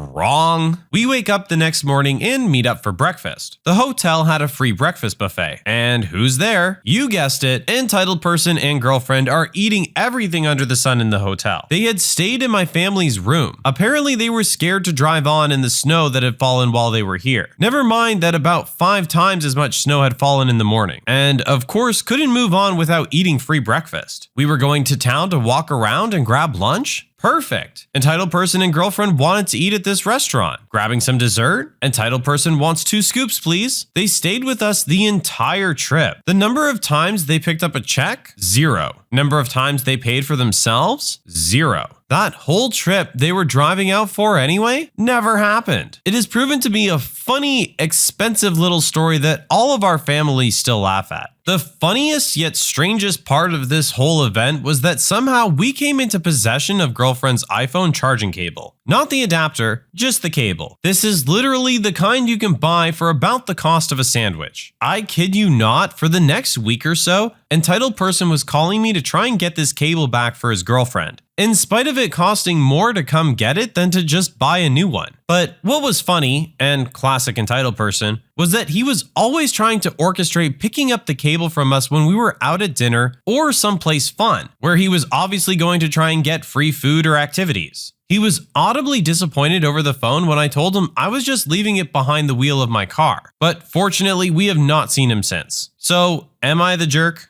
Definitely not the jerk on this one either. Your feelings are totally valid. This person forcibly inserted themselves into your entire family vacation for multiple days and didn't bother to contribute at all. They apparently literally just wanted to tag along for a free mini vacation. I don't understand how you can be this entitled when clearly you have nothing to work with yourself. Have people literally been coasting you through your entire life this way? To the point where you think acting like this is socially acceptable? Either way, the poster and his family managed to keep everything civil, everybody's moved on, no harm done, and you've gotten a kind of funny story out of it. Like I told you, Karen, I don't work here. So my brother-in-law was decorating his apartment in preparation for the holiday, and he asked me if I could go along and help him as he's not brilliant at interior design. I happily agreed as a day of shopping with him is always fun. We enter our local home furnishing store and prepare to shop. Being a former retail manager, I'm pretty good at figuring out store layout quickly, so I know exactly where to go for each item Big Bro has listed. We're casually making our way through the list as I point out where we need to go when a lady grabs my arm. During a pandemic, I might add, and I instantly tense up. Here's how it goes down. The cast, me, Big Bro, entitled Karen, and store employee. Entitled Karen. Excuse me, there are other people in this store that need help, you know. Me. Kindly let go of my arm, please. Entitled Karen. No, you've been helping this guy for ages. It's my turn. Me. He is my brother. Now get off of me. I shake her arm off and she gets huffy. Entitled Karen. You can't give preferential treatment to family members. You have to help all customers. Me. No, I don't. I don't work here, lady.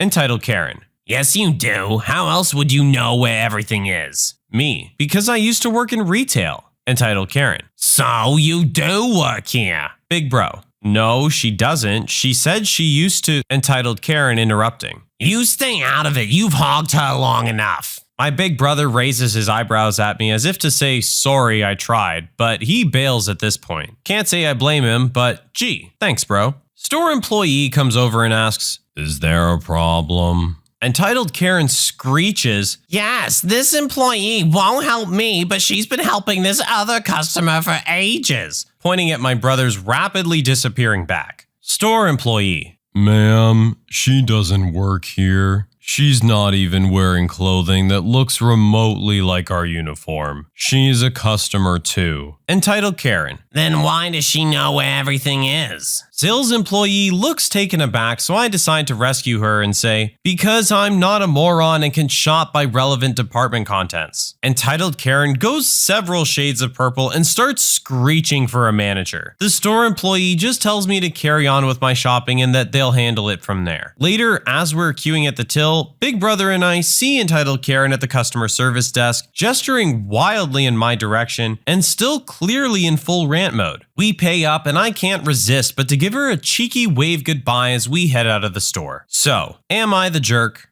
I gotta admit, part of me wants this to happen to me one day because it just sounds so satisfying. Sure, the initial interaction is a little awkward and frustrating, but to get to end it like that, oh, that would just make my week. Well, again, kudos to the original poster. No threat at all of being the jerk on this one. When someone comes up to you in public acting all entitled like this, you're allowed to be a little rude to get them to wake up and realize the situation that they're in. The only reason they get so angry afterwards is because they're embarrassed at their own behavior. They know it wasn't appropriate. They just don't like being called out on it. But you know what? Too bad. You don't leave the poster much choice when you're getting in their face like that. As the store employee said, the poster wasn't even wearing clothes that remotely looked like the uniform. So this lady just saw someone who happened to know where everything was and assumed they worked at the store and were there to help her. Maybe they're just a regular at the store and don't need to ask someone every time where they need to go. If you shopped here on a regular basis, shouldn't you know where everything is as well? Does that mean you work at the store? Can other people stop you during your shopping to find things for them? No. I can only imagine how a person like this would react if the shoe were on the other foot. God forbid they would have someone coming up to them and asking them for help.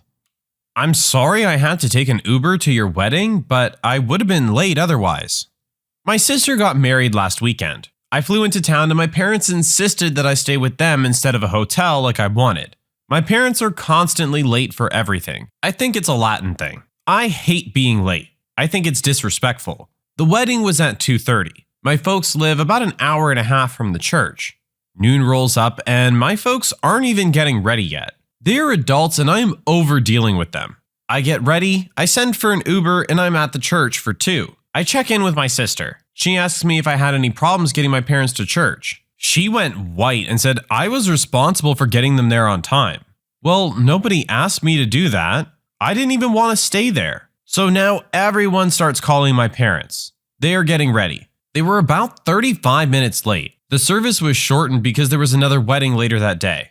Everyone is still mad at me for not getting my parents there on time. My aunt said that I was a jerk for messing up the timing of the wedding. My mom says it's my fault for not reminding them to get ready. Am I the only one who thinks adults should be able to be more on time for their own kid's wedding without help? Am I the jerk? Alright, so for this one, as someone who also hates to be late for things, I can understand the frustration here. However, maybe this wasn't the best time to try and teach them a lesson. It's your sister's wedding, of course you don't want them to be late, of course your sister doesn't want them to be late. I would say your own feelings aside, yell at your parents, get them ready, get them in the car, and get them there. Your sister will be very happy you did. Karen thinks it's my job to help her go to the bathroom. Here's what happened. Subscribe to Am I the Jerk on YouTube and hit the bell for notifications. In high school, I worked for a native movie theater chain. While they've since changed them, the uniform at the time consisted of navy blue trousers and a red polo. Nearby in the same plaza, there were several restaurants and fast food places. Among these was a Panda Express. During my 15-minute break, I'd been at Panda and in line ordering and waiting to pay for my food. I was minding my own business and hoping I could get out of there quickly enough to have time to inhale my orange chicken prior to darting back to the box office when my break ended. I'm a bit zoned out, so I became rather startled upon an abrupt ahem, accompanied by a tap on my shoulder. I turned and took in the sight of what we all know now to be a Karen. Me. Oh, sorry, was I in your way? This is my default line of thinking and I have terrible social anxiety. Karen. I said I need to go to the bathroom. Me, pointing. Well, it's over that way, I think. Karen. I know that, obviously. Me, confused at this point because I'm not at all on the way of her getting to the bathroom and now she's admitting to knowing where it is. I don't know what... Karen shouting. I need the key. At this point, it's time for me to pay for my food. Remember, I'm on the outside of the glass and counter and waiting in line. I figure maybe she's trying to get past me to ask the cashier for the bathroom key. So I step back and make room for her to go ahead of me. She doesn't. Karen: I asked you for the bathroom key. Do you not know how to do your job? I finally realize that she thinks I'm employed there. I guess maybe it's because my work shirt is red and so are the employee uniforms there. Me awkwardly pointing at the cinema logo on my polo. I'm just on my break. She must not have looked at the gestures I'd made to the uniform of the company I'm actually employed by. Karen: Is this your manager? Turns to the cashier. Your employee is so rude. Just because she's on her break, she's refusing to help me go to the bathroom. She needs to be fired. Cashier: Ma'am, she doesn't work here. Will you be purchasing a meal? Our restrooms are for customers only. Karen sputters, then turns and storms out of the place to terrorize some other establishment with a public restroom. They totally allowed people to use the bathrooms without buying food, by the way. I think they just wanted to have her leave the store because of the scene she just made. So, am I the jerk? Absolutely not. Nothing to worry about. I probably would have behaved the exact same way in this situation. When the poster talks about being socially awkward in a situation like this, I totally understand what they're talking about. I don't know what you want. You're just some stranger coming up to me saying things that make no sense to me in my situation right now. I'm just here trying to pay for my food. What do you want, sorry? Anyway, this just stands out as a generic awkward interaction with a stranger. Kudos to the cashier on the quick thinking for not having to deal with her though. Lady, what don't you understand about me telling you I'm blind? You know, it's actually sad how often this sort of thing happens. I mean, being a blind girl, instances of ignorant people are daily. But entitled parents represent a certain level of infamy for me. But this one just happened, so hey, why not make myself feel better by making you guys read about my misfortune? The people involved: me, entitled mother, security guard 1, and security guard 2. So since my parents are more at risk from COVID, I've been going shopping alone more and more often during the pandemic. Yesterday was one of these cases. Grocery shopping is a more involved process for a blind person. I have to ask a staff member to assist me. I also have my guide dog Gumbo inside with me. The dog in itself increases the instances of bad experiences. Now, during my shopping, I always get a wide array of reactions to my dog, but one in particular occurred towards the end of my shopping. I heard loud footsteps followed by the loud screech of, "That doggy's so cute, can I pet him?" It was obviously a small child by the voice, so I prepared myself before responding that no, my dog cannot be touched due to him being a guide dog. Surprisingly, the child didn't act entitled, but seemed surprised and excited about a dog having a job. She, I believe it was a she, asked me a few questions and then laughed. I thought nothing of it and continued with my shopping. After I finished, I decided to stop by the food court on the way out for some lunch. So I went and made my way across the supermarket, ordered my food, sat down and waited. But by some cosmic gracing of bad luck, that is the exact moment that this child and their parent decided to walk close by. I heard the child tell the mother about what I told her, about how my dog is working as a guide dog, that I'm blind and I use him to get around, etc. The mother isn't really saying anything, but I can sort of tell by her tone and the few words she does say that she's seeing some issue with what her daughter was told. I decided to listen in, and after the daughter finished her babbling, the mother came up to me. Now, as I said, people coming up to me is super common. I thought nothing much of it. However, the first words out of her mouth were, "Why did you tell my daughter you're blind?" Her tone was very harsh, very accusatory. I immediately knew what was coming, but as usual, I put on a smile. Me, because I am blind. Your daughter asked me about my dog, so I explained what guide dogs are and why we use them. Entitled mother: "You're not blind." Me: "Excuse me?" The straight shooting words caught me off guard. Entitled mother: "You're not blind. My cousin is blind, so I know what a blind person is like. You shouldn't lie about that. I think you should let my daughter pet the dog. She likes dogs. It's pretty rude to refuse a child something like that." My hackles rose slightly. Me: "Well, ma'am, not all blind people are the same. Just because you know a single blind person doesn't mean you know how all blind people are. And as I already explained, your daughter can't pet my dog due to him being a seeing eye dog." Entitled mother: "Why are you lying? Your eyes are completely fine. You're using a phone. Don't say you're blind if you're gonna show you're not at the same time. Why would you lie about this? Me. Excuse me, but I'm not lying. My eyes looking fine have nothing to do with anything. Not every blind person's eyes look the same. Look, you're stressing me out. I'd rather you just left me alone. Entitled mother. My daughter wants to pet your dog. She's been well behaved all through today, and it's more than reasonable to let her pet the dog. Me. I said no. I don't know why you can't just accept my answer. Entitled mother. You said no using that bull excuse. You're honestly starting to peeve me off. I don't know who you think you are, but I happen to work for… I can't actually remember where she said. And if you don't stop it, I'll get security to throw you and your fake guide dog out of here. Now, I'm sure you get the picture. This went on for a good 5 minutes of her getting progressively more and more angry at the fact I wouldn't let her daughter pet my dog. The daughter was actually silent through the whole thing. I don't really think she even cared that much. The entitled mother, however, was another story. Eventually, she screamed out. Entitled mother. That's it. I'm going to get security. If you're smart, you'll be gone by the time I get back, or you'll regret it. I snorted at her small fit and heard her huff and storm off. By that time, my food had arrived, so I started eating. I didn't really believe she'd go get security, but with entitled parents, you can never be sure. About, 5 minutes or so went by of me eating. I was enjoying my fries, browsing Reddit in bliss. But of course she returned. I heard her stupid stomping from like 15 feet away, and she was raging on to an apparent security guard.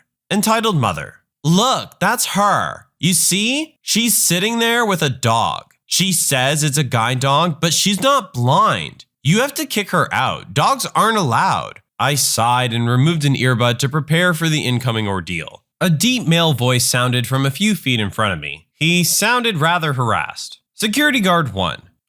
Miss, is this a service dog? Me. Yes, it is. He is a seeing eye dog. I am allowed to take him in here. I have a copy of the appropriate law if you need it. Security guard 1. No, that's fine. I know service dogs are allowed. This woman is saying you aren't disabled though. Is that true?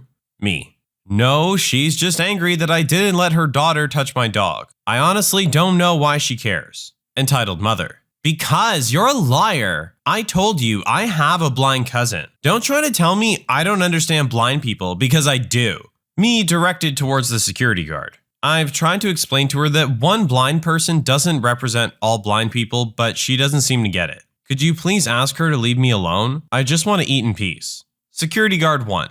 So you are blind? Me. Yes, I am. Security guard 1. Can you prove it in any way? Me. No. How could I do that? And why? Security guard 1. Well, it's just that she's saying one thing and you're saying another thing. I don't exactly know who to believe. But yeah, I see how proving you're blind doesn't really work. He turned to the woman. Why is it exactly that you think she's lying? Entitled mother. Are you serious? Are you thick? Look at her eyes. They're not white or cloudy like blind people's are. She's literally looking at a phone. Security guard 1 speaks to me. What's your response? Me, sighing. Maybe her cousin has those eye symptoms, but not every blind person does. Those symptoms are caused by diseases like cataracts, which I don't have. As for the phone, devices have been accessible to the blind for years. I find it surprising she has a cousin who's blind and doesn't know that. Entitled mother. No, I saw you look at the phone. You were looking at it. Me. I have basic light perception. I can detect light. I direct my eyes to it out of habit because that's where my hands are occupied. Look, it's not my job to educate you on what you don't know. I turn back to the guard. Please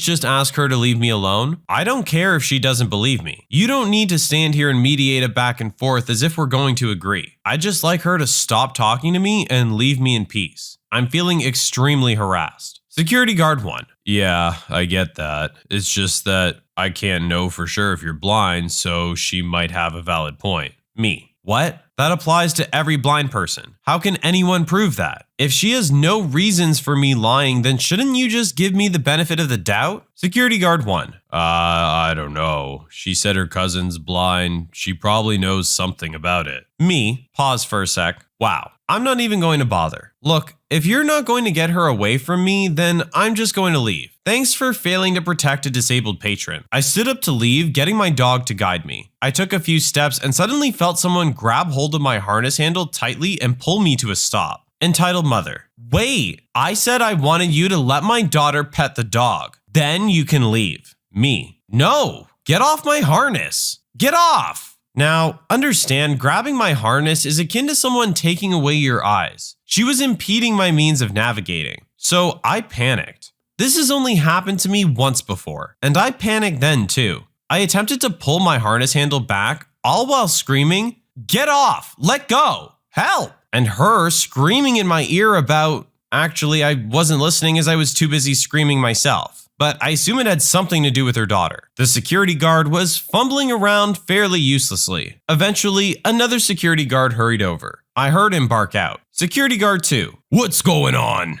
Me. She's taking my guide dog. Help me, she won't let go. Entitled mother. No, she's supposed to let my daughter pet her dog. He said so. I assume she pointed to the guard. The guard didn't respond, but the way the conversation went, it seemed like he non-verbally indicated that he hadn't said that. Security guard 2. Miss, let go of the lady's dog right now, or I'll escort you out. Entitled mother. No, she's not blind. The dog isn't real. Don't just jump in and assume you know what's going on. Me, I had calmed slightly so I could speak in a more coherent manner. Please, just get her off of me. I want to leave. I don't feel safe. Let me leave. Security guard 2. Hey, are you all right, miss? Everything's gonna be fine. I then felt the woman's hand being forcibly removed from the harness handle. As soon as I was free, I immediately commanded Gumbo to lead me to the exit. We walked quickly. I heard the woman screeching loudly behind me. The man shouting, "Calm down! Just stop screaming!" I was still somewhat panicked, but I was able to calm myself down as I hurried towards the exit. It was so chaotic, I nearly forgot my shopping where I left it at customer services, because I didn't want to have it around me in the food court where it could be snatched. I left, called a taxi, and came home. It's really stuck with me for the last couple days. But the worst part is that these types of interactions are an almost daily occurrence. Blind people are the targets of constant harassment in public. This woman just went further by physically assaulting me. I know I could have and should have gotten her arrested, but honestly, I was just so panicked, I wanted out of the situation as soon as possible. So why am I telling this story? In short, spreading awareness. It's important for people to know about the blind experience and what blind people have to deal with. It's also super important to say, if you're ever a witness to a situation like I just described, intervene. Had that second guard not intervened for me, the situation would have been a lot worse. So I think it goes without saying, but I'll ask it anyway. Am I the jerk? No, of course, obviously not. It's fairly common knowledge at this point that guide dogs are not to be pet, and the fact that she thinks that just because she has a cousin who's blind that she understands what blind is in every instance is just ignorant. You know, we use the word entitled a lot here, but a lot of it is just ignorance. Everyone wants to act like they know what everything's all about because they know a little bit about that topic. But to sit there and tell a blind person that they are not blind, even if you have that suspicion, that takes a lot of guts to even call them out. The sad thing is, this lady didn't even learn her lesson, and I'm sure went about the rest of her week complaining about the poster. Talking about the lady who wouldn't let her daughter pet her dog and was pretending to be blind. Sometimes we get a story where the jerk comes out the other end having at least learned a little bit of a lesson. Maybe not in that moment, but maybe went home afterwards and thought about it and realized they were wrong. I don't think that happened here.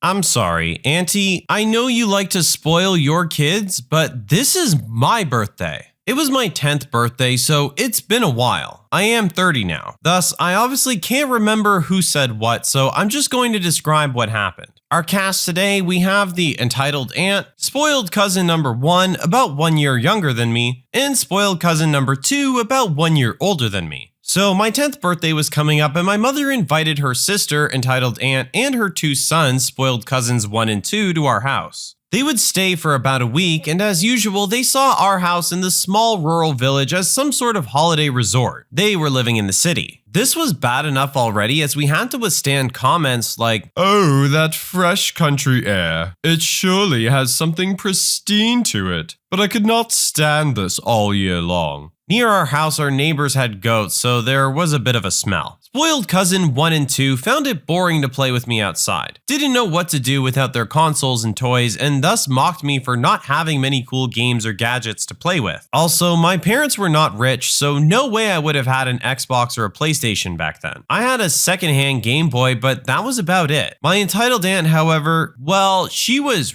rich, at least compared to us. In short, I didn't really get along too well with the two brats. But okay, so I already knew that spoiled cousins 1 and 2 would also get a present for what technically was my birthday. It's not really a tradition here, but also not uncommon that all the kids celebrating get something. When I visited them for one of second cousin 2's birthdays, I also got a small gift. So totally fair. Also, I knew that both cousins would get bigger presents whenever one of the cousins celebrated to prevent them from fighting over a toy or be jealous or whatnot. I don't know. So I totally expected them to unwrap their own presents. What I did not expect was this. The day before my birthday, my mom had to run errands and prepare some things, so she left me with Entitled Aunt and the cousins. Entitled Aunt announced that we would go shopping for presents at a recently opened Toys R Us store about a 2-hour drive away. I had never been there, so I was super excited. My mom was relieved and grateful. So we got in the car, and their Entitled Aunt said something like, "Okay, kids, you know the deal. Everybody just pick one thing. No skateboards or vehicles, no gaming consoles." So, of course, I thought I was included in this, and of course, I started to imagine what I would get. But I was plain wrong. She was just talking to the cousins. Entitled Aunt did not tell me, but I started to figure it out when she asked if I would like to wait in the car when we arrived at the store. But there was nothing to do in the car, and they couldn't tell me how long this would take, so I tagged along. For the next 40 minutes or so, I had to watch my cousins each pick and choose one thing they would get for my birthday. They both ended up with Lego sets so big, the boxes almost didn't fit in the trunk. I never even knew there were sets this size. I did not cry, but I was feeling terrible, so I was very quiet when we arrived at home. My mom surely figured what happened, and I could hear her yell at Entitled Aunt later that evening, but it was late and I couldn't hear what it was about. The next day, my birthday, the cousins started to play with their Lego, ate most of the birthday cake, and mostly ignored me unwrapping my presents. My mom got me a really nice dark green summer jacket. I always wanted one in this color so I could hide better in the forest where I play with my friends, so I was super happy. Entitled Aunt gave me a Barbie set because, well, I'm a girl. It sure was quite expensive and large, but if she only knew me a tiny bit better, she would have known that Barbie isn't really for me. I had about 7 toy guns, a bow, some action figures, and Lego, but no Barbie. Well, she had a slight Lara Croft resemblance, at least it was not a blonde one, so in the end, I found a way to play with the thing. My mom later told me she had no idea that Entitled Aunt would do this. She thought Entitled Aunt did not have a present for me and would take me to the store to pick a thing so I would get something I'd like. So, is she a jerk?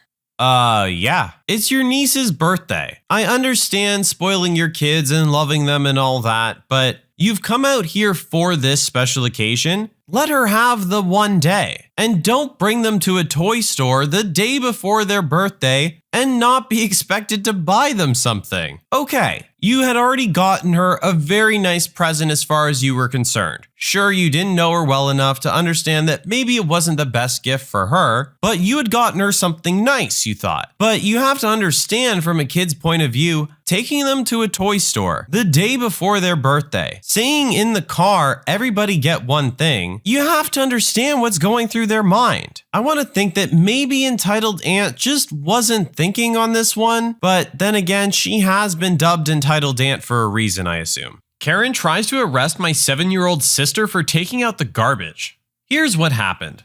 Subscribe to Am I the Jerk on YouTube and hit the bell icon for notifications.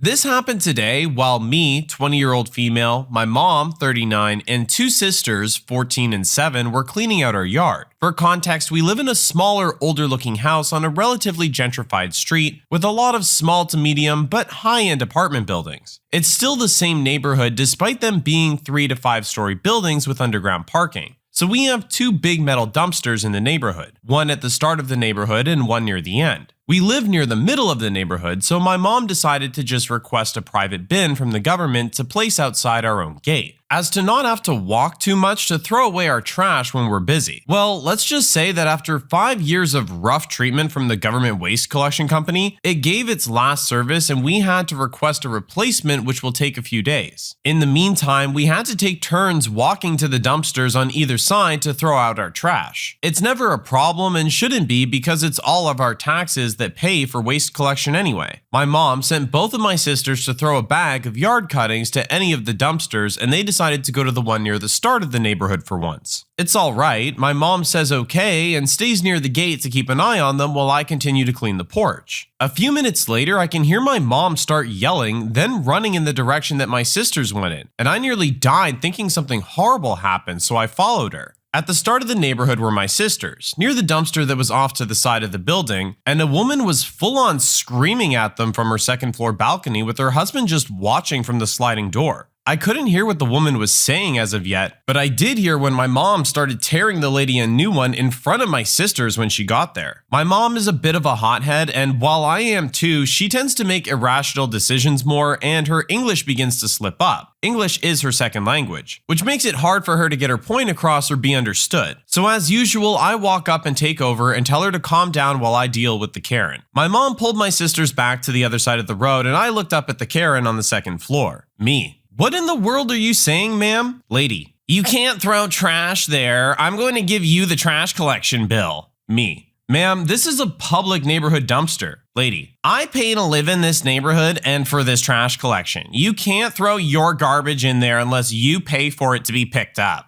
At this point, I'm utterly confused on whether she's stupid or didn't see the big fat government stamp painted on the side of all the dumpsters. Me. Ma'am, we live in this neighborhood too. She then makes the mistake of ignoring me and looking towards my sisters at the other side of the street and begins to yell her head off. Lady. Both of you take the trash you threw out of the dumpster. Now, or I'm calling the police. My sisters are 7 and 14. She wanted to call the police on them, which immediately set my mom off again. I was quite irritated. Mom. Shut up, I'm their mother. Talk to me or you haul your butt back into your apartment. Me. Ma'am, go home. But this lady is just absolutely screaming and pulls out her cell phone repeating that she's going to call the police and make us pay for trash collection. I immediately lost my patience. Me. Call them then. Get it over with. Call them and tell them that you want to arrest a 14-year-old and a 7-year-old for throwing trash in the dumpster. The lady seemed taken aback, but began directing this at me again. Lady. I'll have them lock you all up. You're polluting the neighborhood and dumping trash when you don't pay for this service. Take the trash out of the dumpster before I come break all your faces. Me. You don't pay the waste collection company either. Call the police and tell them all of this. Do it before I do. That made the husband finally step in and he pulled her back into the apartment while she was still screaming. He came outside by himself while we heard crashing and slamming inside the apartment. Husband. You don't have to take the trash back out of the dumpster, just don't do it again. That made me even more irritated, but I took a few deep breaths. Me. Why can't I throw trash here? In the public neighborhood dumpsters, funded by my tax dollars, just the same as it's funded by yours. The man had the audacity to snort and shake his head. Man. I know about your people, sweetheart. Don't lie to us. It then clicked on what the heck both of them were insinuating. Me. You piece of absolute crap. Do not pretend to know anything about me or my family whatsoever. Keep in mind that this is at like 10 a.m. on a Monday and the street was not empty. So the few people going about their business had been stunned by the argument and a neighbor had already called the police about a public disturbance. The police drive a huge expensive Ford truck that they spent all their money on to get because of course they did, this being a developing country and all. And boy, did that whole story that me, my family, the crazy Karen and her husband, and a few neighbors had to recount not go well for the crazy Karen, especially when they had to step into the apartment building manager's office to review the security footage, which made it go even worse for the crazy Karen and husband because the apartment manager was appalled and didn't say a single word to anyone other than the police until she slipped aside and called the owner of the building. Let's just say that my 14 and 7-year-old sisters did not end up taking an air-conditioned ride in the back seat of the police Ford to the station to be charged with threats against a minor and public disturbance. And neither did they get an immediate eviction notice for breaking of their lease agreement while their wife went off to solidify her criminal record screaming at police officers. People really be crazy nowadays. So, am I the jerk? I really can't believe someone would get this angry about something like this when it's just two kids throwing out some trash. Surely you have better things that can occupy your time than yelling at a couple of kids just trying to clean up. It's people like this that are really angry about something else entirely and end up taking it out on other people over very small things just because they feel they have some sort of power over them. In this case, because they were kids and she was older, she felt she had authority to yell at these children. But that's fine, because I guess things didn't quite go the way that she planned anyway. A happy end to the story at least, because now no one in that neighborhood has to deal with these people since they've been evicted.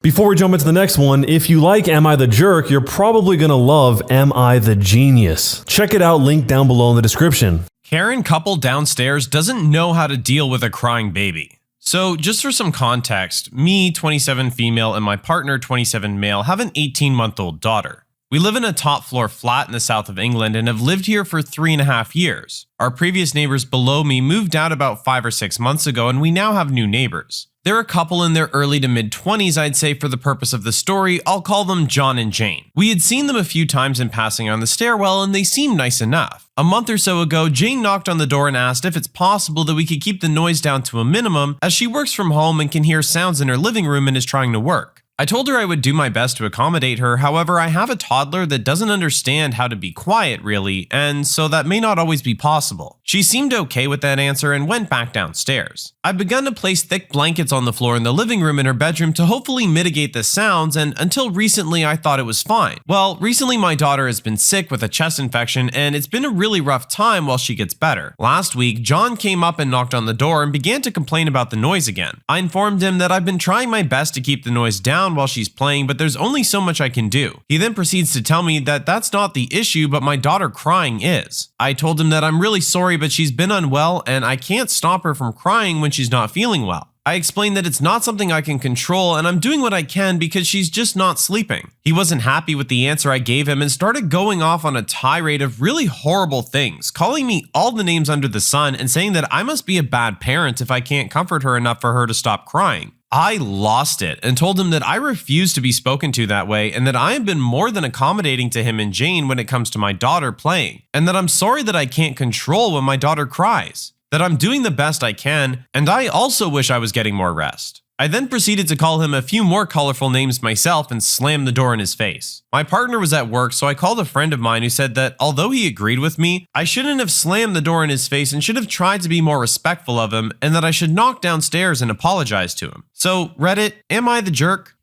This one's a little bit more of a gray area, but ultimately I have to say, no, you're not the jerk. At the end of the day, sometimes we don't realize how much what we're doing in our apartment might affect someone else living next door, and how much they might be hearing. The interaction with the wife seemed perfectly okay and respectful. The husband, however, seemed perhaps a little irritated from lack of sleep and could have gone about this a much better way. But like the lady said, at the end of the day, she was doing everything she could to try and accommodate her neighbors, and I feel that's what's important, is that she was putting in the effort to try and be courteous to them. The husband did not seem to have the same intention. I refuse to invite my stepdad to Christmas unless he apologizes for calling me a useless B word over Pepsi bottles. I know this whole situation sounds stupid, but bear with me. I, female in my 20s, am hosting Christmas this year with my husband, male in his 20s. My parents split up when I was around 5 years old. My dad is pretty much out of the picture. When I was 16, my mom in her 50s met my stepdad, Tom, in his 60s. They met online and got married after only knowing each other for 3 months. Teenage angst was probably at play, but I never really liked Tom, and at the time I thought my mom was ridiculous for marrying someone she only knew for such a short time. Anyways, a few days days ago, my mom invited me over. I helped her put away some shopping when I got there. There were some small bottles of Pepsi that I forgot to put in the fridge, so they were just sitting on the counter. A couple hours later, Tom gets home from work and he sees the Pepsi bottles on the counter and he starts flipping out. He goes on about how he can't drink room temperature Pepsi and that they should be in the fridge. I told him it was me and that I just forgot to put them in the fridge and apologized. Apparently that wasn't good enough, and Tom went off about how stupid it was to not put them in the fridge and that I have no common sense. I sarcastically told him that this is a disaster and however will he recover from this. Tom called me a useless B-word. I decided to just leave, and later I texted my mom and Tom and told them that unless he genuinely apologizes for calling me a B-word and being so rude to me over Pepsi bottles, Tom's not invited to Christmas anymore. My mom sends me paragraph after paragraph making excuses for Tom and saying that I'm being unfair. She said that I'm making her choose between me and Tom and that I'm unfairly putting her in a difficult position, and accused me of punishing her for a situation she didn't cause. I told her that I don't care and that no apology means no invite for Tom, and that I don't want him attending if he can't apologize for his actions. She said I'm being petty and acting like a child with birthday party invites and said I'm being a Scrooge. She keeps sending me pictures of Scrooge and the Grinch and saying, "That's you." I really don't know if I'm actually being petty or going too far. So, am I the jerk? Again, I'm gonna have to go with a no on this one. At the end of the day, what her stepfather said was incredibly disrespectful and completely unnecessary. And if this is the behavior that her mother has to deal with on a regular basis, I worry for her as well. The fact that she's so quick and aggressive to defend his behavior would kind of lead me to believe that this is a regular occurrence for her. Either way, I have to say good on you for standing up for yourself, and I hope your mom can stand up for herself a little bit more too if this is what she has to deal with. My dad and stepmom tried to force us to watch their wedding video. I'm a 14-year-old female and my brother is a 10-year-old male. Our dad has been with Carol for close to 2 years and they got married in early November. Carol hates us, especially me. She calls me a problem child and is always picking at me and being rude to me. She constantly compares us to her daughters, constantly picks fights, and tries to parent my brother and I. She yells and calls us names when we have to go over. If one of her daughters does something to us, like taking our stuff, she just brushes it off and laughs. And our dad just lets it happen. We have no choice but to see him 4 times a month because of he and our mom's court agreement. But we hate it there and we hate Carol. So we didn't go to their wedding, even though dad was super peeved and fought with us about it for 2 months after we told him we weren't going. So we skipped the wedding. Last Sunday, he picked us up like usual and drove us to his house. I noticed right away they were in a better mood than they've been lately. Carol was blabbing at us about their honeymoon in Florida. When we got to the house, dad announced that they had something to show us and for us to go and sit in the living room while he got it. Me and my brother went and sat down, but we both had a bad feeling. The girls were nowhere around, which was weird. Carol came to sit on the other couch and she was just staring at us, looking like she'd won something. And my dad comes in with a Blu-ray disc and puts it into the player and sits with Carol. And Carol says in this fake happy voice, "This is since the two of you missed it. You can see what you missed." It started playing and we realized it was a video of their wedding day. A few seconds in, it was edited to a clip of them saying "I do" and kissing. My brother saw this and started to cry. And I just got so mad. We hate Carol and that's why we didn't go in the first place. She was gonna force us to look at it now. So I grabbed my brother's hand and pulled him up off the couch and said we weren't gonna watch this. Carol sneered and said we had no choice. I told her she'd never be in charge of us no matter how much she wished she was, and told my dad we were leaving. I admit I shouted this part. She told me to stop being a little B-word and I shouted back that she's being a big fat B-word who should know better. Rude, I know. She shouted at my dad, "Are you just gonna let her talk to me like that?" And dad just kind of laughed and said he wasn't going to deal with this and went to his room and locked the door. I took my brother to get his stuff on, grabbed my bag and left, with Carol screaming at me most of the time. I don't know most of what she was saying, it was too loud and screamy. I started walking with my brother down the side of the road and called mom on my cell to come get us. We walked about 10 minutes before she met us on the road. Dad is mad at me, Carol's peeved, but I don't care. Mom is upset only because she thinks I shouldn't have walked my brother along the road. If I'm the jerk, it's alright. Once again, we have a not a jerk. I think at this point it's pretty clear stepmom's being quite petty and is fully aware of how she's making her and her brother feel. I understand perhaps wanting to feel accepted or something like that, but you have to earn something like that with good behavior, not forcing it on someone. This feels like she's aggressively trying to show off that their father was taken away from them by her and belongs to her now. And I think dad, if he wants any kind of continued relationship with his children, should tell the new stepmom that she cannot be treating his kids that way. Just because they're not hers doesn't mean they're not his anymore. I responded to my father's request for a relationship with a detailed PowerPoint on why he will never be forgiven. If I'm the jerk here, I'll own it. I'm not sorry, but it would be good to know because the rest of my family thinks this went too far. My 24-year-old mom died when I was 7 from leukemia. I have very few memories of her from before she was sick, and I didn't get to spend a lot of time with her in her last year, but she was an artist. And until she couldn't anymore, she would make me little collages when she was in the hospital with drawings and photos and messages for me. My grandmother put them all in a book for me after she died. I wanted to be like my mom, and my counselor thought it would help. So I started a journal where I would do kind of a similar thing, and I've done at least 1 page a week all these years ever since my mom died. More when I miss her or have something hard going on. So I have kind of a unique record of my mental state over the last 16 years. My father remarried when I was 9. My stepmother really leaned hard into the "I'm your mom now," and my father didn't stop her. It improved when they had my half-brother because she basically forgot about me then. Unfortunately, he got cancer when he was 3, and I pretty much ceased to exist for my father. He was either working or gone with my brother, and I spent all my teen years mostly at home alone or with my grandparents. The mantra was that my brother needed to be the focus because he might die, so I needed to not be selfish since I was healthy. I stopped trying to talk to him when I was 16, and it was a dark time. I moved out when I was 18 and cut them off completely. My grandparents let me know that my brother died a couple years ago, but respected my desire to remain non-contact with my father. He recently reached out to them because he wants to see me and talk. I went through my old journals and made him a PowerPoint with images of the entries where I had talked about being frustrated and feeling abandoned and unwanted. Some with literal quotes of things my dad had said to me during arguments. Even the really dark stuff from when I was seriously depressed. Then I ended it with a photo of one of my mom's collages where she had written, "Remember that your dad and I are always here for you." And I wrote, "You failed. Go away," underneath. I felt like him being able to see it from my literal perspective would communicate why I don't want him back better than I could. Evidently it worked, but a little too well because I've been bombarded by family telling me that it's understandable that I don't want to see him, but what I sent gutted him, and he's completely fallen apart after reading through it, and it was unnecessarily cruel. Maybe it was. I know from my bar that it is kind of weird sometimes, but am I the jerk? Here we have another more difficult one. Yes, father did wrong in the beginning. There should have been more attention towards all the children. You can't neglect a child because of another one's situation. However, this has been a long time now, and people grow and people do change. Despite what some may think, no matter how old someone might be, they can come to regret their past actions and want to make amends. I can understand not wanting to accept that, but instead of trying to hear what he might have to say, we immediately jump to trying to emotionally damage him. That is all this was at the end of the day. It could have been done in many different forms, and as the posters said, they weren't quite sure how to communicate how they were feeling. But I'm sure they knew that this would hurt. I understand wanting to hurt them for what they'd done to you. But at least now that you've gotten that out of the way, maybe try and hear their side, and then decide what you want to do from there.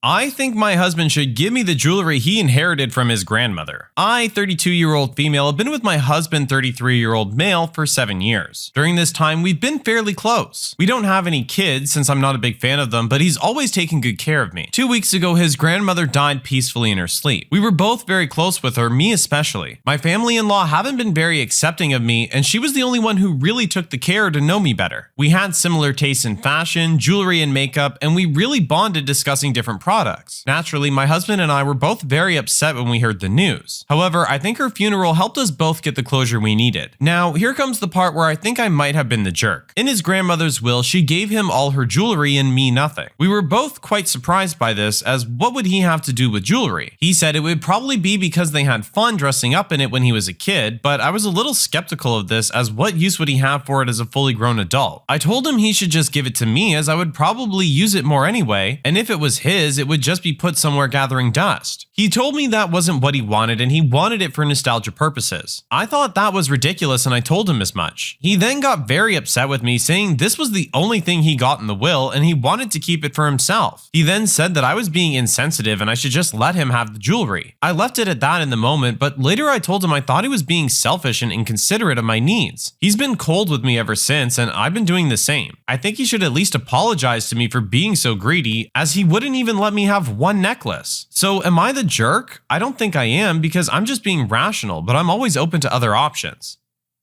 So for today, it looks like we are ending on a jerk. Regardless of your great relationship with his grandmother, she did not leave you anything in the will. She left it to him. If you were so close that she really wanted to leave you something, she would have. In this instance, she felt that what she had should be divided in the way that she saw fit. She chose to leave these items to her grandson, not to you. They have sentimental value to him, and you're not acknowledging that. You're actually being very greedy yourself because you just think it's nice and shiny and want to wear it. Whereas this actually has very special personal meaning to your husband, and there's no acknowledgement of that in your actions at all. We're definitely ending on a jerk here. When you subscribe, make sure to hit the bell icon to turn on notifications. Put the playlist on in the background to finish listening to all the stories, linked at the top of the description. And if you like I Am the Jerk, give I Am the Genius a shot, linked in the description as well. Either way, thanks a lot for watching, and we'll see you guys next time. Entitled Karen requests expensive knife set for her kid for only $50. Here's what happened. Subscribe to Am I the Jerk on YouTube and hit the bell for notifications. I'm a cook by trade and have begun working in the industry for nearly 10 years now. This happened roughly a year and a half ago, and I would often make a grocery run at the local Whole Foods, which is along my way home. I'm by default a helpful sort of guy. I'm often in my black chef's coat with the restaurant logo on the shoulders and name tag on my right breast, sometimes heavily soiled if work was busy, and carrying my knife roll bag on my shoulder. So if people are looking lost at the aisles and they see me, they often ask for advice. This is usually people asking about gluten-free products, antioxidant stuff, and whatnot. I'm more than happy to help. I will note that the cooking staff here work in white coats rather than black. One day, after a day of hard work, I'm at Whole Foods picking out flour for pancakes, as the next day would be my day off. Cake flour for souffle pancakes if you're that interested. An older gentleman asked me of my opinion on spices, which are absurdly expensive in supermarkets, and I advise him to actually go to a wholesale store to get them cheaper and in bulk rather than buy the tiny little bottles of overpriced spices. We got into a discussion about baking and which flours were best for certain items for several minutes, and he left a happy man. Insert the moment we've all been waiting for. Here's the cast. Entitled mother, fairly nice looking, horrible personality. Entitled kid, 6-year-old kid who'd rather not be here and spoiled beyond all reason. Me, happy to help, not happy to be screeched at by ungrateful people. Manager, nice fellow, never saw him again. And the assistant manager who's now the manager. Entitled kid, hey mister, are you a chef? Me. Haha, sure I am. Entitled kid. What are you gonna make? Me. Big fluffy pancakes tomorrow. Entitled kid. What's that on your back? Me. Oh, that's my knife set. I carry it with me because they're very expensive and I don't want anyone to take them when I'm not working. Cue his mother, who had apparently been looking for him. She sees me and her eyes instantly light up. Entitled mother. Oh, excuse me, can you help me? Me. Sure, what do you need? Entitled mother. I'm looking for activated almonds. Do you know where I can get them? Me, laughing a little. Yeah, but you should know that activated almonds are literally just almonds sitting overnight in water. It doesn't have any special properties. Entitled mother. Really? That sounds like a scam. Me. Oh, it really is. Entitled mother. Then do you know where I can find the pickles? Me. Should be in the can section, and I pointed towards the aisle. Entitled mother. Can you show me? Me. Okay, sure. I grabbed my basket with flour, eggs, and whatnot, and this honestly should have clued the entitled mother in. Entitled mother barrages me with questions about the various pickles on the shelves as I help her get the ones she needed for her sandwiches. Me. While explaining what the different kind of pickles there were and how to pickle at home, I set my knife bag against the shelf because my shoulder was aching. Entitled kid. At this point, bored as heck and not at all interested in the advice being vomited by yours truly, decides to grab my bag in an attempt to inspect it. Me. Oh, sorry kid, you can't touch that. I grab a hold of my bag. Entitled kid. Looks shocked that I took it away from him and is making an angry face. Entitled mother. Oh, don't worry about him. Entitled kid is a careful boy. He won't break anything. Me. That may well be true, ma'am, but I'm not risking a child cutting themselves on my knives. Entitled mother. Don't be so selfish. You should be glad my son is taking an interest in your profession. Me. That's great and all, but you should teach your child not to grab strangers' things, especially if it's full of potentially dangerous tools. Entitled mother. Don't tell me how I should raise my child. Apologize now. Me. I'm not going to apologize from stopping your kid from grabbing my bag of knives. Entitled kid. I want to see them. Entitled mother. Oh, come on. Can't you let him see your knives? Me. I'm sorry, man, but these are my personal tools and taking them out in a public setting would be dangerous and unprofessional. Entitled mother. I'll buy it off you. Me. What? Entitled mother. Here. This should be enough. Pulls out $50. Me. Lady, the chef knife alone cost me well over $250. Never mind the bag itself is at least $50. Entitled mother. You're lying. Me. Whatever, I'm not going to argue with you. Good day, ma'am. At this point, I am done with this entitled mother, but she is not letting go. Literally. She grabs a hold of my knife bag and demands that I sell it to her. Entitled mother, you don't deserve these. Hand them over or I'll call your manager. Me. At this time, I believe she was talking about my actual manager at the establishment I worked at. Go ahead, now let go. Entitled mother makes incoherent screeching noises as I tear my knife bag out of her claws and walk away. About 5 minutes later, I'm accosted again by the entitled mother who has gotten herself a resigned looking manager. Being sort of a regular at the Whole Foods, people know me by appearance and the manager sees me and looks surprised. Entitled mother, there he is. I want that man fired and arrested.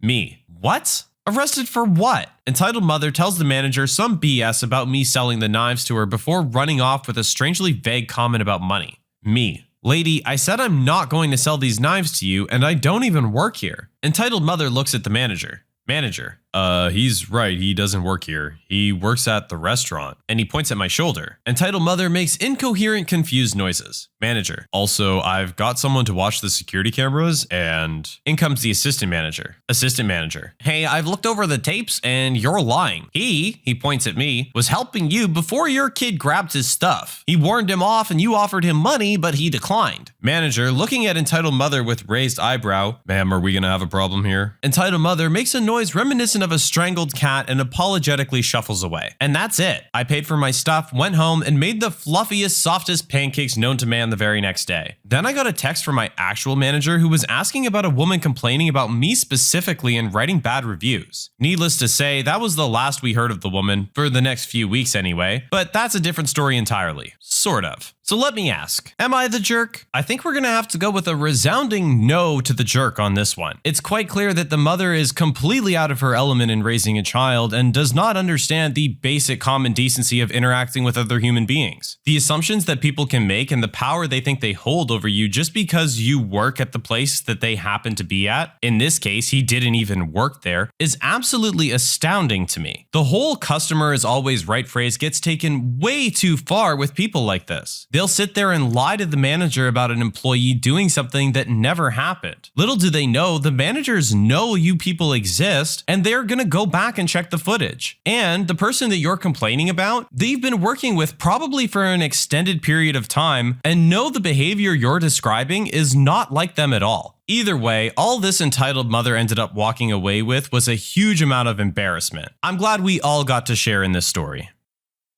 Before we jump into the next one, if you like Am I the Jerk, you're probably going to love Am I the Genius. Check it out, link down below in the description. Entitled lady seems delusional about whose party it really is. Last night was a farewell party for the assistant manager at my job. He's been with the company for almost 15 years and it was his second to last day. Today is the day. He had all my respect from all the time he took to supervise me and answer all my questions. He was also easygoing and knew how to balance between professionalism and social skills, creating lifelong regular customers. It was sad to see him go and we did have a good time, save for this entitled Medusa dropping in like a bomb. Cast: me, the guts, the assistant manager, sales lady, decent husband, entitled Medusa, and entitled Kraken. As the party's being set up, assistant manager was touched to see so many people coming to see him off. Employees of both our and other stores, the CEO himself, and even some of assistant manager's regulars were there. One of the regulars was decent husband. And not only he had a strong relationship with the assistant manager, but with our whole company as well. So the party starts and we got to the point where assistant manager was giving his speech thanking everyone. We suddenly heard the front door bursting open. In comes entitled Medusa with entitled Kraken in tow, loudly announcing her late arrival. Decent husband tells her to quiet down. Assistant manager continues to finish off the speech and some of the employees began setting up the makeshift buffet. I saw decent husband pull entitled Medusa and entitled Kraken aside. I couldn't hear everything, but from what I gathered, entitled Medusa was supposed to be at home with entitled Kraken, but entitled Medusa thought she could help drop in as decent husband's guest. She also claimed that it was free food and entitled Kraken was being really cranky about hunger. Sales lady who practically prepared everything was very specific on not bringing an extra guest and she was livid. Decent husband apologized and and told saleslady he'll try and get entitled Medusa out of here as soon as possible. The food gets ready and everyone gets in line. It just so happens that entitled Medusa and entitled Kraken were right behind me and decent husband standing after them. The food were mostly barbecue foods: burgers, hot dogs, grilled chicken, veggie sides, etc. I was grabbing the stuff I want when entitled Medusa started to complain. Entitled Medusa: so there's no vegan foods here at all? Decent husband: there are salad and chips. Entitled Medusa: so others get grilled foods and I have to settle with salads? I want something vegan grilled. Saleslady: one of the two people on the grill: oh, sorry, I guess I didn't count for everyone. Entitled Medusa: well, you should be. Since we are the guests, you should have thought what we preferred. Decent husband: entitled Medusa, cut it out. Entitled Medusa: no, they were idiots who should have thought of everything. Entitled Kraken, pulling on entitled Medusa's skirt: Mommy, I want some candies. Saleslady: oh, sorry there, little one, we don't have any candies, we have meat. Entitled Kraken: but I want some candies. Entitled Medusa: no, sweetie, there are delicious foods here. You need to learn to eat what's in front of you. Me: and you need to learn to practice what you preach instead of complaining. Entitled Medusa turns to face me: who are you? Me: Bruce Lee. Now stop talking and get your food. Entitled Medusa: are you even an employee here? This is a private party. Me: actually, I've been with the company for almost 2 years. Entitled Medusa: you don't belong here. Me: how do you know, and why are you here then? You don't even know who the party's for. Entitled Medusa: I don't care who the party's for. It shouldn't even matter because all parties should be about guests. About me and entitled Kraken. Decent husband: entitled Medusa, that's enough. Entitled Medusa: no, not until this joke is fired. Saleslady: just take your food already and go. Entitled Medusa looks at both me and Saleslady with eyes of fury, but complies and takes her food and entitled Kraken's and goes to somewhere as far away from me as possible. Decent husband and Saleslady meanwhile are grabbing a drink to calm down, and I do the same. Saleslady is visibly peeved but trying to keep her composure. Assistant manager is also trying to enjoy his time at the party, so I'm playing Final Fantasy VI on my phone, terrible sprite by the way, when I see entitled Kraken and entitled Medusa standing next to me. Me: oh, hello, can I help you? Entitled Kraken: I'm bored and there are no games to play here. I want to play Fortnite on your phone. Me: no, sorry, this phone is incapable of playing Fortnite. Lies. Just didn't want entitled Kraken to touch it. Entitled Kraken: but I want to play. Me: no, sorry, please let me eat in peace. Entitled Medusa: how dare you upset my child? You will hand over your phone right now. Me: and why should I? Entitled Medusa: because if you are an employee, you should listen to what the customer says. The customer is always right. Me: we are past hours of operation. Everyone is off the clock. There are no employees here, so I don't have to listen to you. What gives you the right to take away my phone? I bought it with my own money. Entitled Medusa: shut up and give me your phone. Me, putting it away in my pocket: no. Entitled Medusa glares at me, grabs the plate that still had some food on it, and threw it at me. It really wasn't a hard throw, but it landed on my shirt, ruining it. Me: what the heck is your problem? Entitled Medusa: that's what you get for not listening to your guest. This is where Saleslady steps in. Saleslady: you know what? I had enough. This party was held in honor of assistant manager for his career with our company. You came uninvited, and not only did you complain about free food, but you also harassed one of my employees. Get out right now before we remove you by force. Entitled Medusa was about to protest when decent husband comes over to drag them out of the store. Both Saleslady and assistant manager were peeved off, but soon calmed down and joined in small talks and conversation. This morning, decent husband came in and apologized to assistant manager for entitled Medusa's behavior, and talked about how their relationship has gone astray and his plans to divorce entitled Medusa while taking custody of entitled Kraken. Wow. So here we are back again with another situation of the customer always thinking they're right. Except in this instance, they weren't even a customer. The store was closed. You're at a party that you were not invited to, making demands of strangers, saying you're a customer when you're not. I don't know how to argue with you, lady. It's quite obvious why the husband's divorcing her, because as far as she's concerned, there's no way you should be arguing against her in any circumstance, it seems. I'd be curious to see how this woman would react if the shoe was on the other foot. Anyone who has not worked retail or anything in a customer service position can sometimes really take for granted those people and that they're there to help you. In this instance, they were just strangers trying to enjoy a good time, and you're demanding services from them. It's just not okay, no matter what way you slice it. My nosy sister-in-law really needs to learn to mind her own business and keep her opinions to herself. I can't stand my sister-in-law. Everything about her grates on my nerves, and her very presence can instantly darken my mood. For the sake of family peace, I've kept all of this bottled up. I try to keep contacts with her to a minimum, but if we have to be in the same room together, I'm always civil and polite. No one knows my true feelings towards her. My dislike of my sister-in-law stems from her belief that she knows everything. No matter the topic of discussion, she'll have an opinion. Most of her knowledge is flat out wrong, and the ones that are correct, she only has surface level knowledge, but will hold herself out to be an expert. A perfect example, and the reason why I'm here, is the following situation. Recently, we had a family gathering where my niece, my sister's daughter, not sister-in-law's, and her husband asked me for advice about buying their first home. The reason why they asked me is because my side hustle is collecting rental properties. I own about 3 dozen rental properties, residential and commercial, have a great working relationship with a couple of real estate agents and contractors, and have a personal relationship with the bank that finances most of my purchases. We spoke for about 30 minutes when sister-in-law overheard and injected herself into our conversation. I'd like to point out that she and my brother rent and have never owned any properties. She started to give contradictory advice that made no sense. Like I told my niece she should never buy a house in a flood zone because flood insurance is expensive and mandatory with a mortgage. Sister-in-law started to say that the niece won't have to pay flood insurance if she doesn't report to the bank that the house is in a flood zone because several of her friends got away with that. I looked at her like she just farted an arm out of her ear. I told her that's not how banks work, but she argued she knows people who did that. Another example is that I told my niece that she should wait and work on increasing her FICO score while lowering her debt to income ratio in order to get the best possible rate. Sister-in-law asked what a FICO score is, and after I explained it's the average credit score of the 3 main credit agencies, sister-in-law told my niece she should just turn in the highest score and not the average. Once again, I told her that's not how banks work. After several terrible advices, I lost my temper and told her to mind her own business and keep her incorrect opinions to herself. This made her cry and started an argument between me and my brother. Our parents want me to apologize, but I think it's time someone tells her she doesn't know everything. So am I the jerk?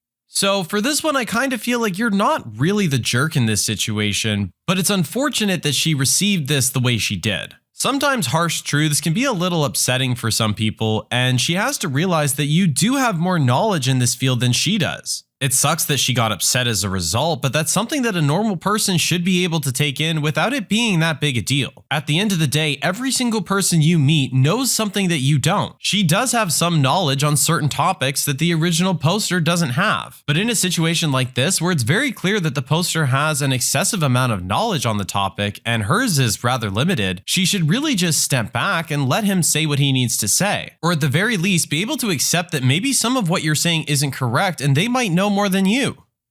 Random stranger tries to reprimand me for smoking. I'm a 25-year-old female and I'm a smoker. I know it's a nasty habit, but it is what it is. The other day I was taking a smoke break at work and some guy, 50 to 60-year-old male, came up to me saying something like, "Is it worth it to slowly kill yourself with cigarettes?" He then told me about someone he knew who died of lung cancer. I was already having a bad day and I totally snapped at this guy. I was like, "Sorry for your loss, but did I ask? I obviously know that it's unhealthy. I'm not stupid." He then kind of gave me a face and said he was just trying to be helpful. I just said, "No thanks," put my cigarette out and went back inside. This has happened to me before and it's always older men. Listen, I know smoking is gross and very unhealthy, but I don't think it's some random person's place. Maybe I'm reaching here, but especially coming from an older man trying to tell a woman in her 20s what to do. Always complete strangers, by the way. I've spoken to some of my male friends about this phenomenon who also smoke, and they were perplexed, saying they've never experienced this. This has happened to me 4 times that I can think of. I guess I was just fed up with it and unleashed it all on this guy in particular. He also told my boss about it since I was at work. Lucky for me, my boss is super chill and just told me not to engage with the guy again. I admit it was very unprofessional of me to do at work, but I don't think I was in the wrong. Am I the jerk?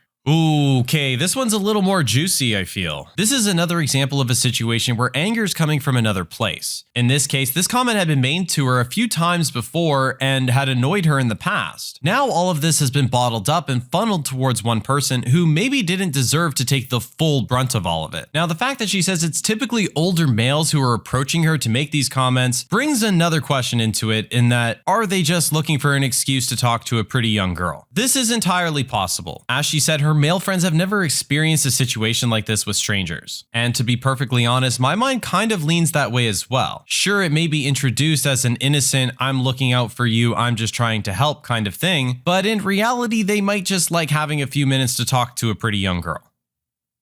I had to limit my husband's contact with other people after surgery just so he could get some rest. My husband had gallbladder surgery last week. Things didn't go well and it started to rupture during the surgery. A big mess, lots of pus and infection. Took 3 hours instead of a quick 45 minutes. The next day in the aftermath, I told my husband I was taking his cell phone from him because he was in a bad way, and I could see that the constant calls and messages were stressing him out. I was worried because he was the sickest I'd ever seen him. I kept possession of the phone through his homecoming and a few days later until he told me he felt better and would welcome a few calls from family only. Family wasn't the problem. It was nosy church people. During the time I had his phone, I told his callers that he'd get in touch with them when he was ready and to please not call in order to keep the line open for our children and family. One went so far as to try and just drop by 20 minutes after we got home. I rebuffed her, telling her that he'd contact her when he was better. He's only this afternoon felt well enough to call a few friends back, and all of them complained to him that I was some sort of enormous jerk for limiting contact during his hospitalization. He told them that I was protecting him and that he was appreciative of me giving him space to start to heal from everyone. I've had to tell a few more today that he's still not ready for visitors, and we're spending hours a day going back and forth to the hospital for him to get outpatient antibiotic IVs. Just got cussed out for being a killjoy and called a jerk. So, am I the jerk?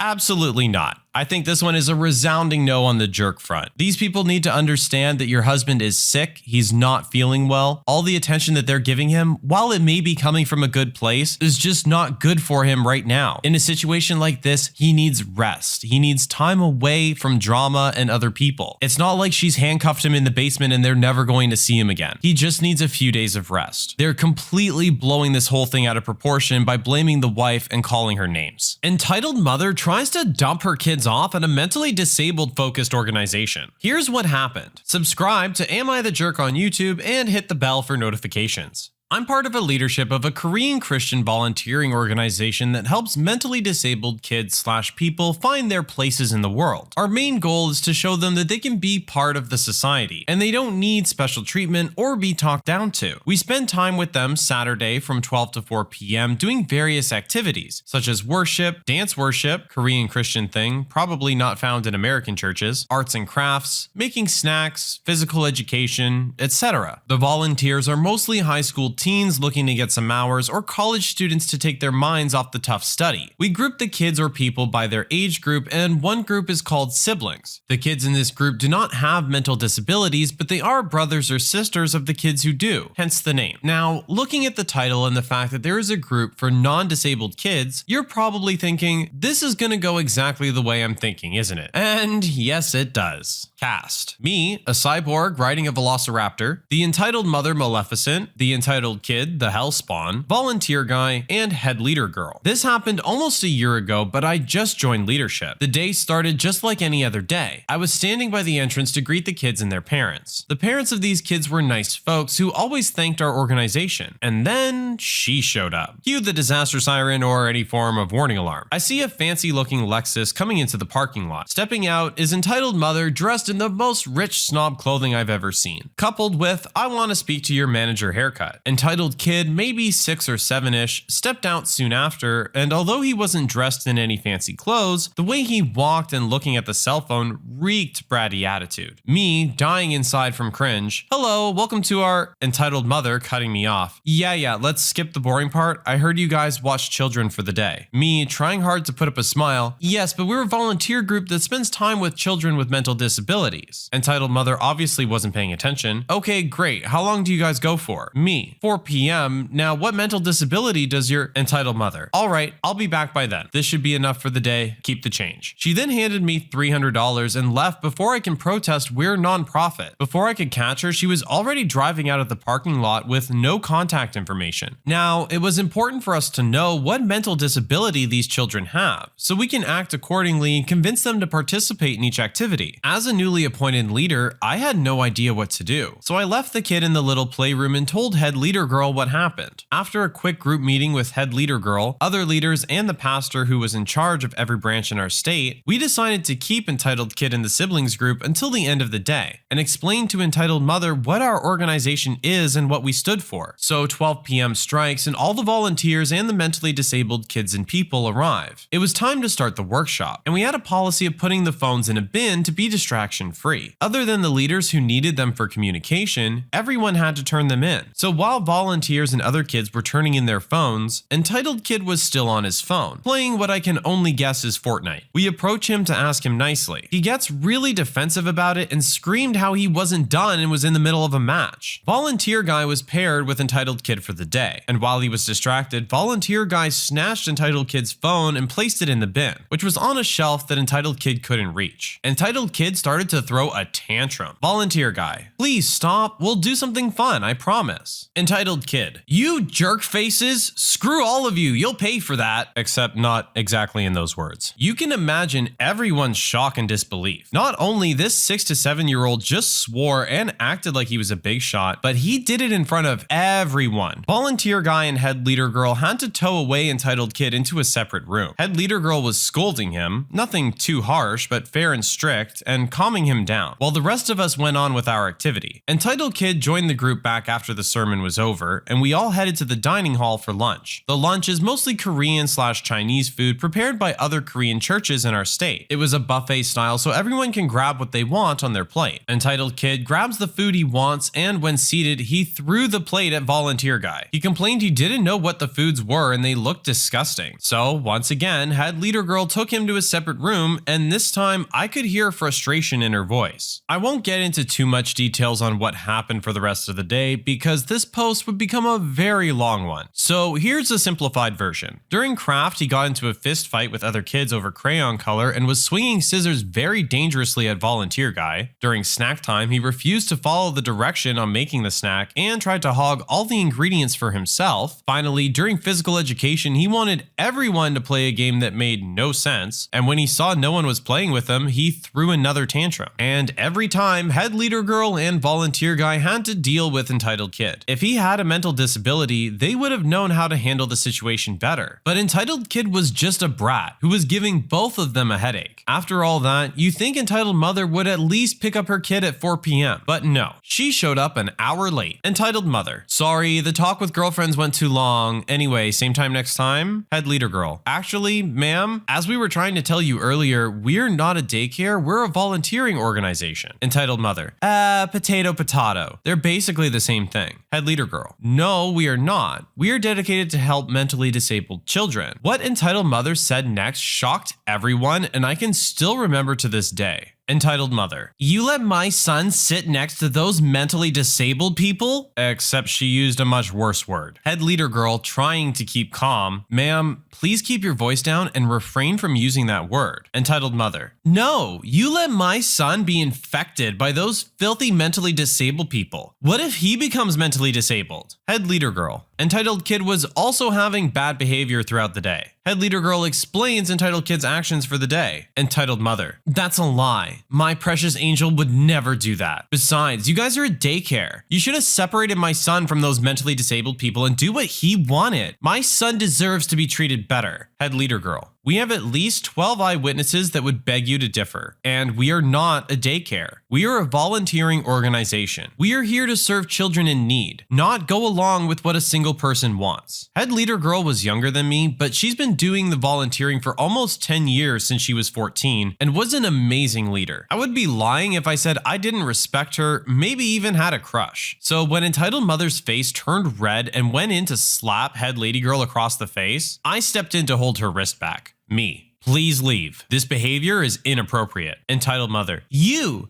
said you guys watch children. Me, no, I said we are a volunteering group serving children with mental disability. Entitled mother, but you asked for payment. Me, actually, you handed me $300 and told me to keep the change. I was going to tell you we are non-profit, but you wouldn't listen. Entitled mother, you're lying. I'll sue you guys for kidnapping and assaulting my son, exposing him to mentally disabled kids, sexually assaulting me, and stealing my money. I will tell everyone to review bomb this daycare. Thankfully, none of the kids were here by this time. Me pointing at the camera. Go ahead. We got recording of you and your son from the moment you entered our parking lot. I hand her back the money. Now take your money and leave our place before I call the police and have you removed by force. Entitled mother's face turned pale and left with entitled kid. What entitled mother didn't realize that we weren't business owned, so we had no Yelp page for her to review bomb. We never saw them again. We were worried about volunteer guy after going through all that, but he was surprisingly cool with what happened and continued to volunteer admirably until he was appointed as one of the leaders 6 months later. All the leaders agreed to be more diligent on unfamiliar people coming into the building. So here's the question. Am I the jerk?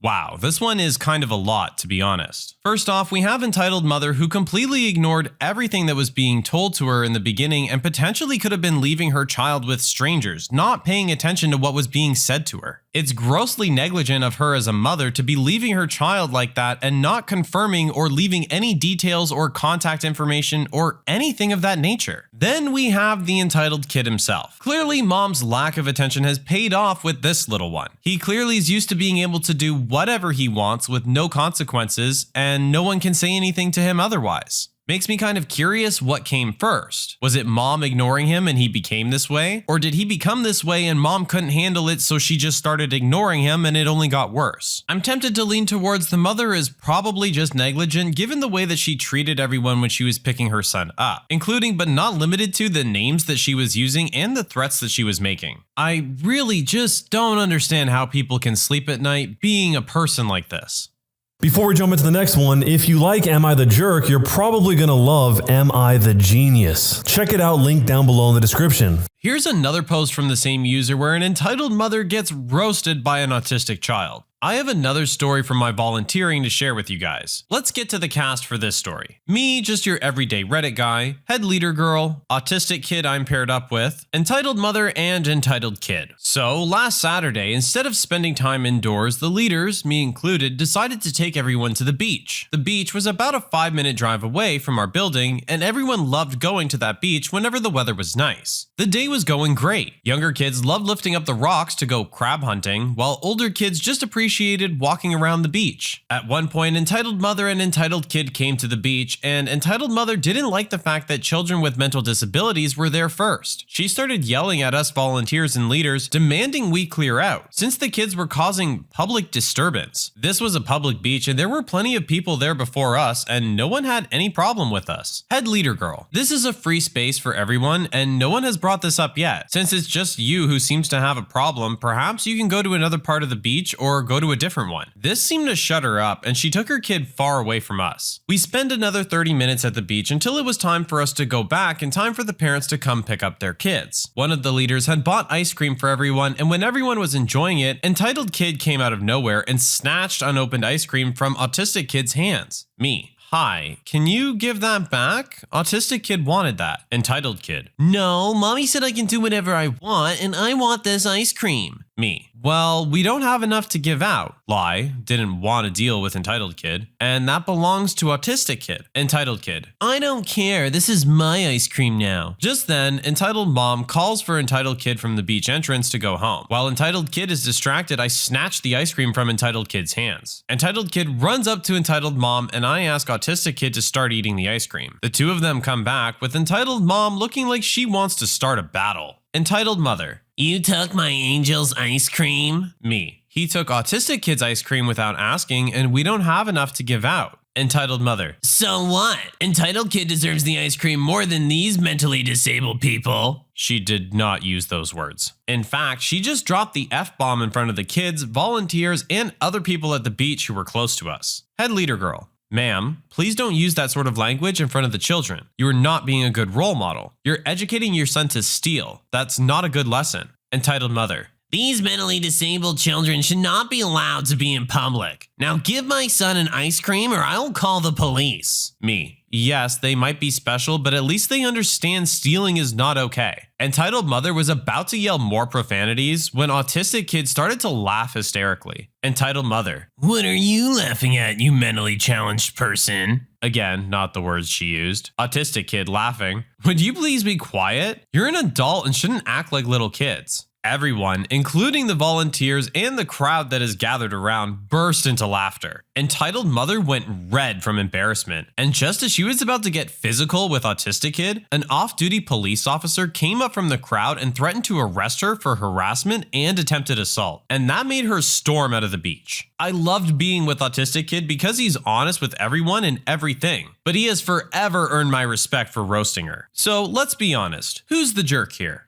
And that title is very clearly going to go to both Entitled Mom and Entitled Kid. I feel like the word entitled doesn't even begin to describe their actions. I want to sit here and make comments about how wrong it is to do these things, but most general people know this. This isn't newfound knowledge for you, right? I hope not. However, apparently this entitled mother has gone through her entire life without learning the basic lessons of common human decency. It's clear it's already starting to rub off on her child. I just hope he gets his act together before it's too late. In the meantime, it is never okay for an adult to treat a child in this manner, especially one with mental disabilities. This is absolutely disgusting behavior.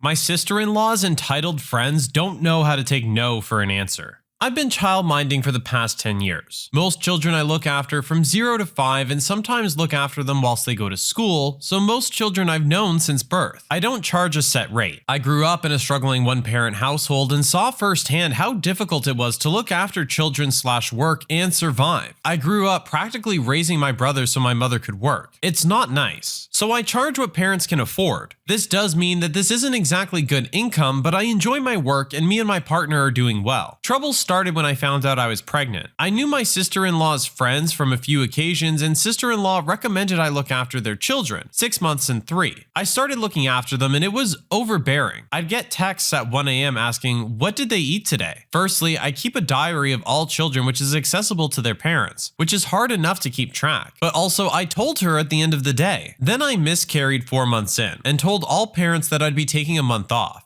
She would text me / try to drop the children off, and I ended up only taking 2 weeks off because the stress of her just wasn't worth the break. I informed her that her children's care was beyond what I could offer, as I was busy caring for other children, while she spams me with texts and tries to meet me outside of work hours. At the end of the day, our relationship should have been professional and it wasn't. I learned in my childcare course that this is a boundary she wasn't keeping. She wouldn't accept this. My partner suggested we up our prices, so we asked her how much she could possibly afford. She said $100 a week, which I do childcare for her alone for 35 hours a week. I know she works full time and so does her partner, so I think she's making a mockery out of what I offer, which is aimed towards low income / single households. But I did have to accept it's what I offer. When I had originally started to childmind for her, I didn't realize there'd be this many problems. So I told her I'd charge £200 a week, and she actually agreed. Then didn't drop the children off, but it's not a loss for me. My sister-in-law texted me saying I ruined a long-time friendship and should have set boundaries before. I tried once, I said, and it's not my job beyond asking once. But sister-in-law is adamant I'm the jerk here. I don't think I am, but I figured outside point of view would be good. Am I the jerk? In this instance, I'm gonna have to make the call of not a jerk, since this mother and her husband both work full-time and they were just potentially taking advantage of the discount offer they were getting. Now, don't get me wrong, everyone wants to save some money, but when it comes down to the fact that this person's telling you that they cannot look after your child right now due to other personal issues, that's something that you need to accept. It sucks that that convenience has been taken out of your life and that you're gonna have to find someone new to look after your child for you, but it's a matter of respecting that that person needs that time to themselves. Regardless of how you may feel about their situation or what they're going through, they've stated that they need that time. You have to give it to them. At the end of the day, I would just be glad to be moving on from this situation without it having turned into something overly confrontational. Her sister-in-law says that she's ruined a lifelong friendship, but I really hope that isn't the case. Either way, it was something that the poster felt they had to do.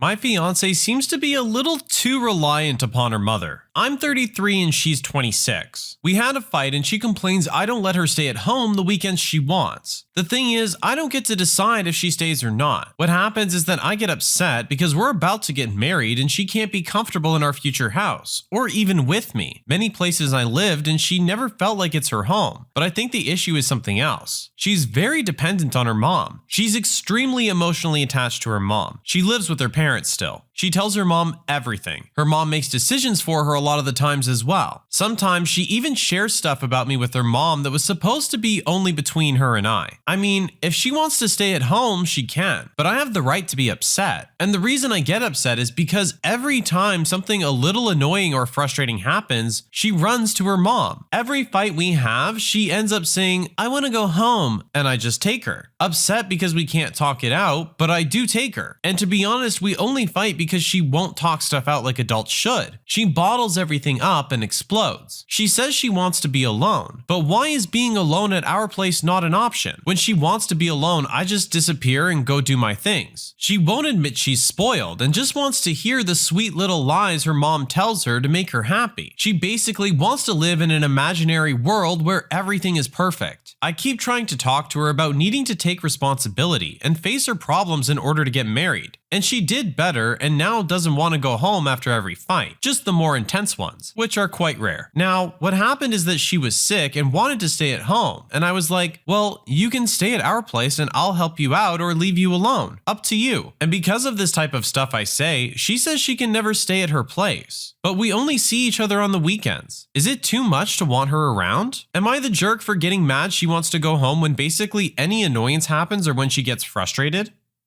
Okay, so for this scenario, I do feel maybe it's a little different and I would actually be very interested to hear her side of the story. It does sound like maybe there is a little bit too much conflict happening if you guys only see each other on weekends and are fighting this much. Now, I also understand your frustration that you guys are getting married and you're only seeing each other on weekends. So as I said, it really could go both ways. However, at the end of the day, you guys are about to get married. She needs to understand that you guys are going to be living together and this is what her life is going to be. If she's that opposed to it and that uncomfortable with it, maybe a conversation needs to happen.